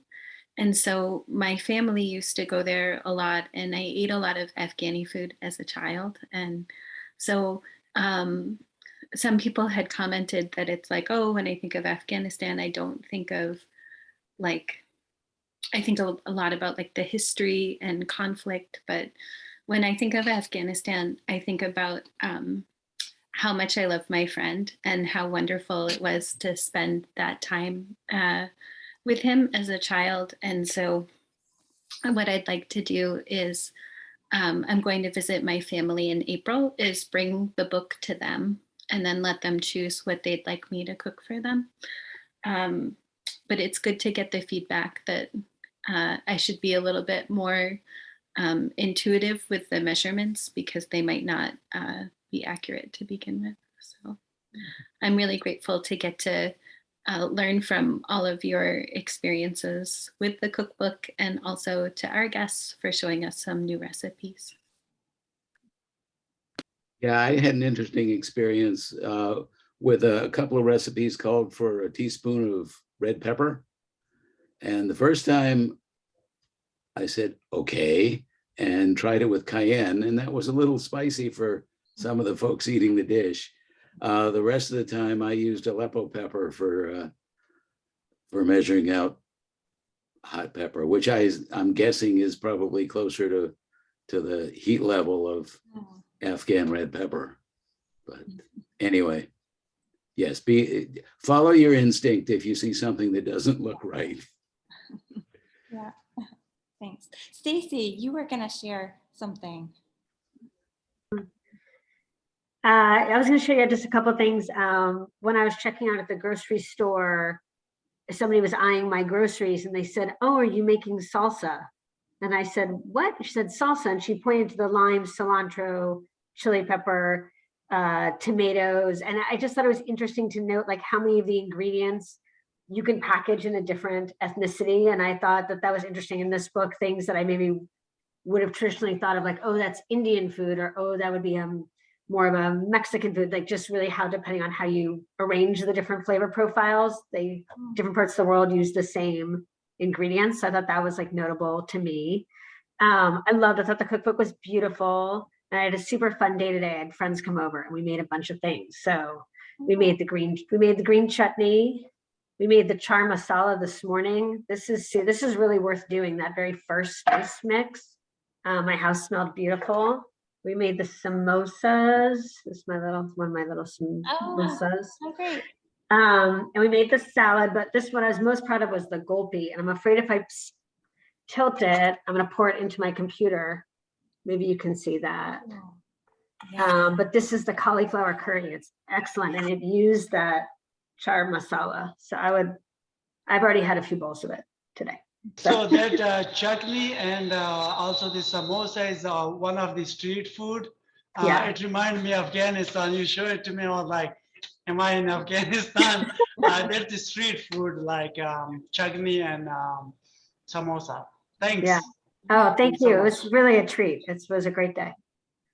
Oh, that sounds like so much fun to do that. Yeah, neat. Anyone else? Yes, Yolanda. So I was a slacker and I just picked up the book on Thursday, and I was really lucky to have the last book because you're right. It's a beautiful book, beautiful colors, but just really such interesting kind of combinations of colors too. But I'm a bit of a history buff anyway, so I was happy to just kind of dive into some of the history sections. But I felt like when I was reading, I felt like I was sort of missing something because then there was just history and then just recipes.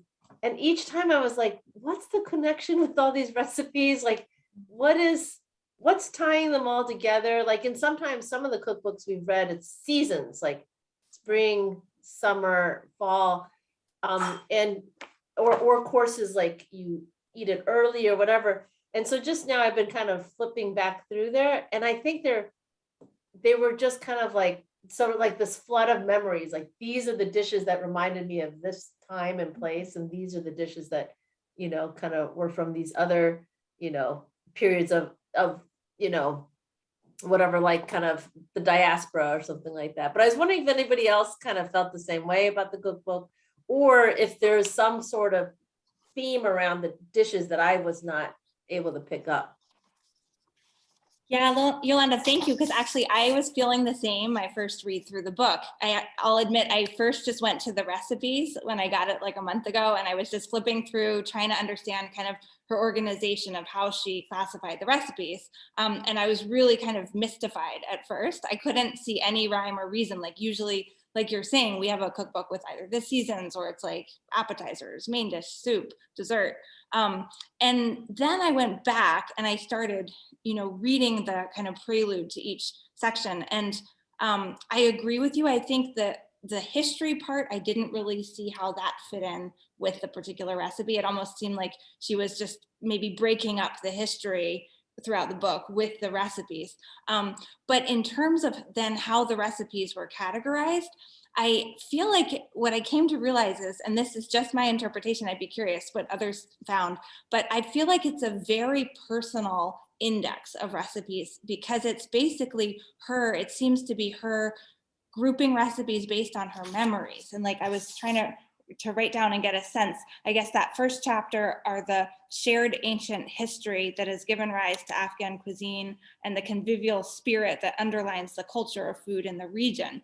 So would that mean that those are the more maybe ancient or traditional recipes? And I think especially talking about Noraz and some of those original, like the mixes and the spice blends, that maybe those are sort of the foundation that go way back. And the second chapter, Roots and Belongings, she talked about as coming from two significant recipes from two significant events in her life, like the cultural picnics and day trips that her mother used to go on. And I think that was very much a part of the Noraz festival, to spend the day out in the countryside in the springtime. And then the other one was sort of commemorating, and then Dissipation of Dreams. It sort of the dishes based around poverty and scarcity. And the final chapter, the Movable Feast of Cultures, I saw as sort of this like blend of bridging all the different cultures, modern and ancient. But to me, that was a very personal like interpretation. And so I think on a first read, it makes it a little bit less accessible for us as readers, maybe until we've like sort of gotten inside her experience. But still I found that sort of poetically beautiful from a like literature point of view, but from a practical point of view, it was hard to know like, where am I going to find a recipe for dessert? So yeah, what did other people think about the organization of the recipes? Or Yolanda? Well, one thing I really appreciated is kind of, the nod towards, the different geographic sources for spices and how everything has been kind of moving back and forth through Afghanistan. I thought that, was kind of cool. And I thought that like the recipes would sort of reflect that, or, like something around the geography, or like thinking about different periods of time, which I think like maybe you were thinking also that. So I was wondering if I was just reading into it too much, like kind of thing. But some of them were clearly, like some of the recipes remind me a lot of Indian recipes. Others really remind me of some other, more Persian recipes. And then some are like, seem like very, unique to, I haven't seen them in other, menus and stuff like that too. So that's, it's just kind of interesting to think about the kind of like the different kind of sources of the different ingredients and how they've been passed through. I just want to thank our chefs today, our guest chefs, Shah and Mohammed. They have to be on their way, and I want to thank them very much for being here and sharing a bit of their culture with us. And we hope to have them back at some point in the future. Thank you so much. Thanks all. It was so nice to see you all. Take care. Thank you.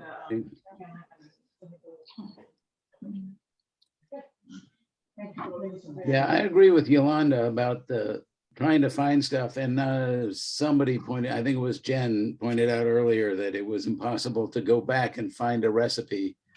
If you knew the name but didn't know where it was in the book, you just had to flip through again. That was a frustrating part of how the book was organized. But as far as I'm concerned, it was worth finding them again. But the Silk Road connections are pretty interesting. That I find a lot of overlap between Afghan and Nepali cuisine, which makes a lot of sense since they're close by, and so is India. I'm still trying to figure out if I had eaten in Fesenjun, which I think of as an Iranian or Persian dish, in an Afghan restaurant in New York, and I think I did. There's obviously more overlap there as well, but there was nothing in the book that even referred to pomegranate, so I don't know. Yeah, I know there was a picture of a pomegranate, I think, on one page, but yeah. Yeah, I think this book struck me as, I think some cookbooks really, right, they try and grab you on the visuals and sort of what makes the colors, what stands out, the personal aspect the chef has. And then there's other ones that you go to and they're really, almost like textbooks where you can use them to, when you want to cook or just understand.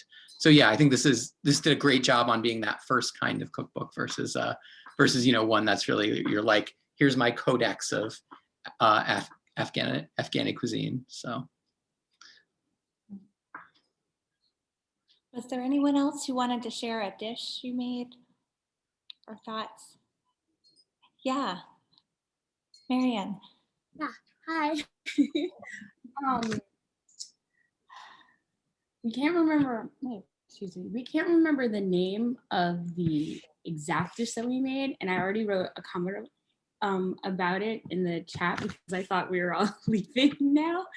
But we basically created it was like a tomato meatball sauce, and it had lamb in it, and instead we substituted it for turkey because me and my boyfriend don't really eat meat, and both of us are kind of in the culinary world ourselves, so we kind of didn't have all the ingredients to make the recipe. I mean, it's typical. Sometimes you have to think on the fly, but it was just really interesting to have a dish that is like meatballs and like this marinara sauce. When you think about all different types of cultures or stuff like that, like Indian cultures or even Italian foods, it was just really nice, different take on meatballs and tomato sauce. Do you have anything to? That's good. You did a good job. I did a good job. Okay. You're always silent, but yeah. Oh, and there we have a picture too. Wait. Okay. There we go. Oh, nice. So you served it with bread? With naan? Yeah, with bread. Yeah, and rice. Did we put any garlic thing on top? Oh, you know what? We had garlic naan. Yeah, it was garlic naan. Yeah, it was good. Yeah. It was really heavy on cilantro, and I wish that I could remember the name of the dish or even the page number. It was like a kebab dish, I think, is what it was. Something like kofta, maybe, or I wonder. Maybe I don't remember. Say it one more time. Kofta. I think it was actually. There's a dish called meatball curry with rice, kofta chala on 122. Probably what it was. Yeah, I think that's probably what it was. Yeah. But it was really good. It was really good. We were in a hurry. We were kind of doing it fast because we thought that this was last week. We thought that the Zoom meeting and everything was taking the week before. So we were like, okay, let's get the book. Let's hurry up and do the dish. Oops. Oh, well, typical Saturday. I was rushing. But yeah, it was really enjoyable. It's just so nice to just have a different type of culture food. I've never really had Afghan food before, so it was really nice. I liked it. Did you like it? Yeah, I liked it. Do you have any critiques on it? No, it was good. Great. Thanks for sharing. Of course. Anyone else? I wanted to add that I feel like I say this with like every cuisine we look at, but Mark had mentioned, you know, some of the connections to Indian and Nepali food, but there are also a lot of foods which are like in Turkish cuisine as well. And so I think it's interesting if we do think about that as a Silk Road characteristic that like the Mark, I can't remember what it's called in Afghani, but the thing that you made today, it seems like exactly like Honey? gosmeh, which is like a Turkish food that we would make all the time. And some of the like the manta, which is even called manta in Turkish, with like the yogurt sauces and stuff like that. So it was interesting for me as well, just having that be like a cuisine that I'm really familiar with, that there were a lot of similar dishes or dishes that like you could tell are kind of the same thing, but done differently. So Yeah, there's that too. Yeah. Yeah, and I think I'm we sorry. thought even with the yogurt drink, it's interesting because that could have been like a salt lassi, you know, very Yeah. a lot of overlap, I think. Yeah, Anna, I mentioned during the break too, and that is something in Turkey, it's called ayran, not always with mint, but like salty yogurt drink. And the fun thing about ayran is that like some places they have bubblers for it. So you can just go get like ice cold, like frothy yogurt drinks. Wow. It's really good. Yeah. Neat. Oh. Anyone else want to share other comments? I have a comment. Haley, right? Haley? Yes, hi. That what you were just saying about the bubbler, how you could just get lassis from there. That sounds fantastic. Please sign me up. I need it. Sounds fantastic. It's just so great. Even with like what you were saying, how each culture just has their own type of interpretation. Even when it comes to like Chinese food, I've noticed in like there's a fantastic TED talk about an Asian American talking about how Chinese food is just so, you know, we're talking about Afghan food. Chinese food is just so different around in every single culture. And I had no clue that there was French Chinese food or Jamaican Chinese, Philadelphia Philadelphian cheesesteak, egg rolls. Like it's just so it's amazing. I'm here for it and I love it. Me too. I was wondering if anybody has like kind of local food news that we can all get excited about. We're trying anything new locally. Yes, there's a Burmese restaurant in Essex, Irrawaddy. How is it? I loved it. There was one thing I got which I wasn't like, it could be something of like, it's my first time eating it, so my body said no, but so everything was really good, except I got this dish which was a tofu salad, but it's chickpea tofu, which I've never tried before. They make it there themselves, and so it's very different because it's like the chickpea texture but made into a tofu. But I also got a pumpkin curry, which was really, really delicious. It was like less spicy and kind of richer. And then I got, I think it was yellow split pea fritters. And the sauce, I think, was mostly tamarind, but it was also kind of spicy. And it was all just like wonderful. It was the first time in a really long time that I'd eaten something and was like, I haven't tasted this before. This is something completely fresh and new.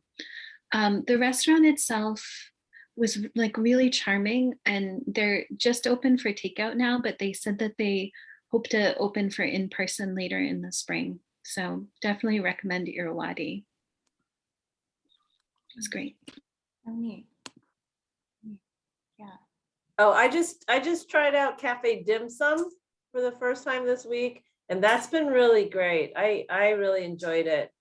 Yeah, Where is that? it's like really it's not exactly very obvious, but it's across the street from Friendly Toast. Are they It's open for good to keep it that takeout? way. Don't tell everybody. Last I looked, they only had eat in. Do they do takeout now? Only eat in. Wow. Yeah. But what I've done is actually on Google Maps, like look at kind of when it's most busy and everything like that and try to plan around it. Oh, great. That's great. I just saw, I haven't had a chance to go there. Has anyone been to Morning Light Bakery in Winooski? I just saw this on someone's Instagram, and it's a Hong Kong style pastry and cake. Yes, cafe. it's so good. Is it? We go there all the time because Silas, my son, is crazy for boba tea and all that. So, but they have really delicious sesame balls, and they do the sesame balls every other weekend, I think. So you want to check in first, but they're super nice, and they were, yeah, so much fun during the pandemic. Like you could zip out and zip in, and yeah, it's definitely yummy. It's where Dobra Tea was, I think, in that one by CCV. Yes, exactly. They took that spot. Oh, nice. Thumbs up. In the New North End, there's a place called Butter Bar, which is taken over for the Butter Bar and Kitchen, or taken over for the place where Smitty's was for a while and Connor's was for before that. They make pretty good American food. It's definitely worth trying. Keep something alive there. My daughter works there on Thursdays, so if you want to go say hi to her and totally embarrass her.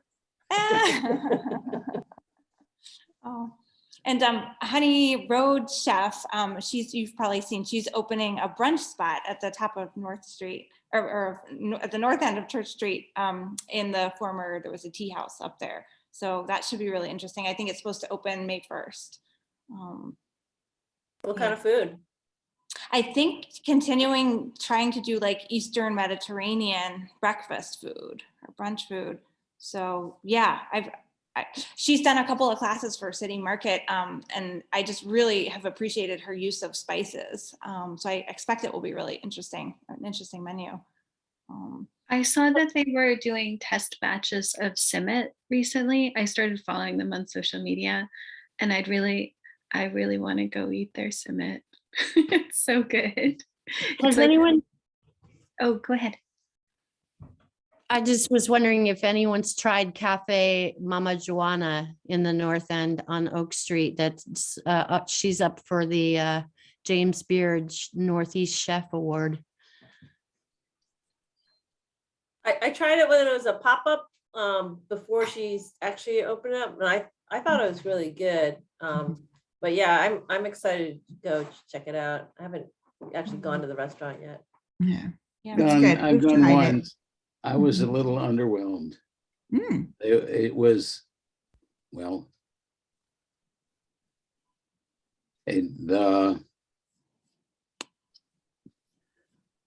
anyway, I saw very high prices for small portions and not very different from one dish to the next. And I don't know, I was looking for more flavor and more food, but I'll have to try it again. Yeah, I've had takeout from there a couple times, and I thought the flavors were great. Yeah, I know what you're saying though, Mark. I feel like there's a lot of overlap, or a lot of like sort of the same thing in different shapes, but pretty flavorful. Yeah. And I just wanted to give a shout out to Feeding Chittenden. Haley was really kind and shared an article that we can pass around that I hadn't known that Feeding Chittenden has actually been doing their food boxes for the Afghan families who've arrived and making them specifically halal and giving them exactly what would be culturally appropriate for their food needs. So I just thought that was really great. And one of the many ways that here in Vermont, we've been, I think, pretty kind of ahead of the game in terms of welcoming the Afghans. So thank you for doing that, Haley. Oh, very welcome. Yeah, I saw that the other morning, and it like made me feel really emotional because it was it just felt so thoughtful. But I also heard the School for International Training in Brattleboro, like the graduate school where I went to graduate school a few years ago, is no longer doing on-campus programs, and so a lot of Afghani refugees are living on the campus currently, which is interesting because it used to be the Peace Corps Training Center. And I actually met with a group of folks who did the Peace Corps in Afghanistan in the 60s and 70s and did their training on that campus and were like learning Dari and Pashto and then going to Afghanistan. So now there's all of these Afghani refugees living there. And I was listening to the radio the other day, and it was an interview with some of the folks from USCRI and some of the folks from one of the resettlement groups in Brattleboro. And the people living on campus were like so disappointed in the food that was available. But because it was a college campus, they have an industrial kitchen, and now people are able to use that kitchen for themselves. And so people are getting together and using that space and making big meals for like everyone, which just feels really awesome. And having lived there for not on campus, but like spent a year of my life there, it just makes me so happy to think that that is what's happening there now. Interesting. Yeah, it's great that that's worked out. I'm really worried about the housing. I'm still connected with some like community forums in Brattleboro, and finding housing there is just as challenging as finding housing up here. So I'm really glad that everyone is coming, and I just hope that they're gonna get access to good quality, affordable housing, which is so hard to find right now. Yeah. I was listening to a lecture a couple of weeks ago. Someone at UVM, I forget the professor, I think Yolanda, maybe you know, he's worked a lot with, he's like the migration studies professor up at UVM, but he was like saying that the housing is really the biggest challenge, and that all of our affordable housing in the Chittenden County area has been historically like 2 to 3 bedroom units, and the families who are arriving generally need a much larger housing situation with more kids and extended relatives. And it's just really hard, so that if anybody has access to like a 5 to 6 bedroom unit, that would be amazing to be made available to them. That's probably Pablo Bose. Yes, that's who it was. Pablo, yeah. Thank you. Well, should we mention our book for next month? I don't want to hold people too much longer, but yeah. So yeah, next month, I'm really excited. I've yet to see the book, but it's, could you hold that up again, Barbara? What's the full title? Sephardi Cooking, the History. So it's about the Sephardic Jewish community and their food. I don't know how extensive it is, but you know, from the clips I'd read about it, it looked really great. And that's not a subject I don't feel like I've seen a good book on. So looking forward to that. And most of all, looking forward to the fact that we're going to be in person at the library again next month.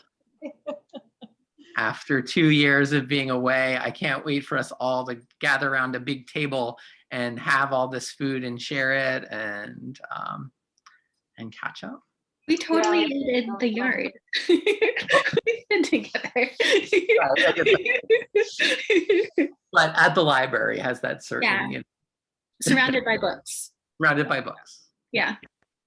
Rain or Barbara, shine. I think you circulated the list of books for this year already once. I can't find my copy of that list. Could you send it around again? I'll send it around again. Yep. So in April, we're doing Sephardi. And then in May, we've got Mrs. Appleyard, which is a variety of books because they're all out of print and I couldn't get 20 copies of any one of them.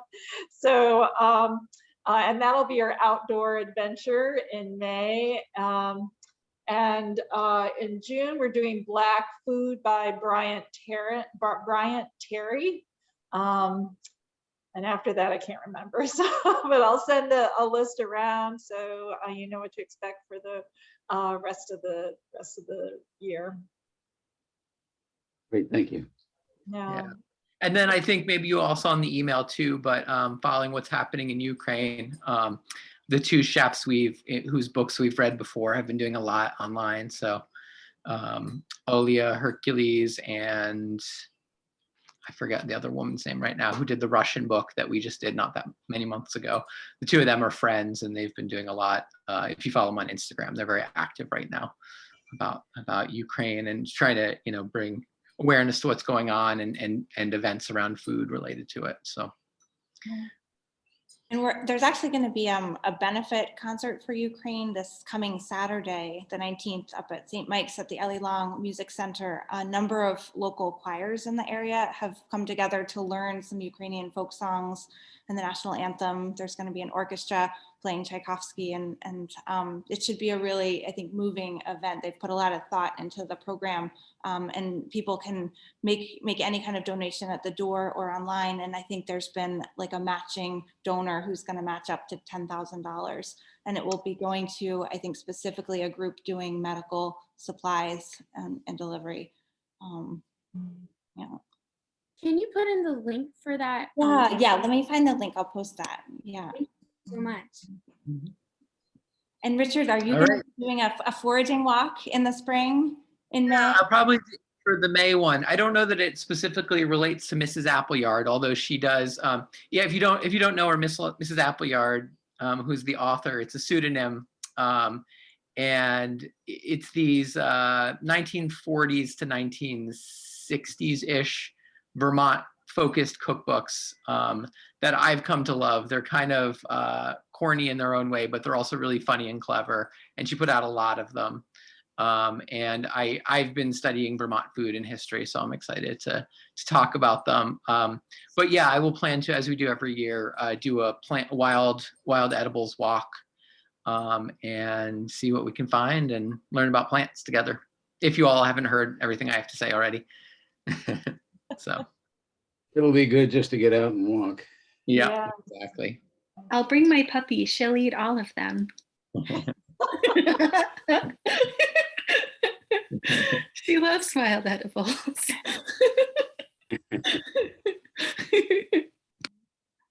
Awesome.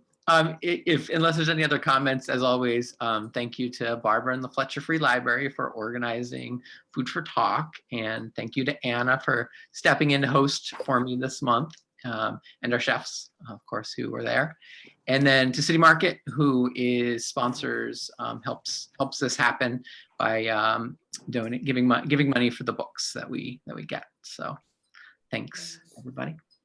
Yes, thank to see you. that. Thank you. Thank you.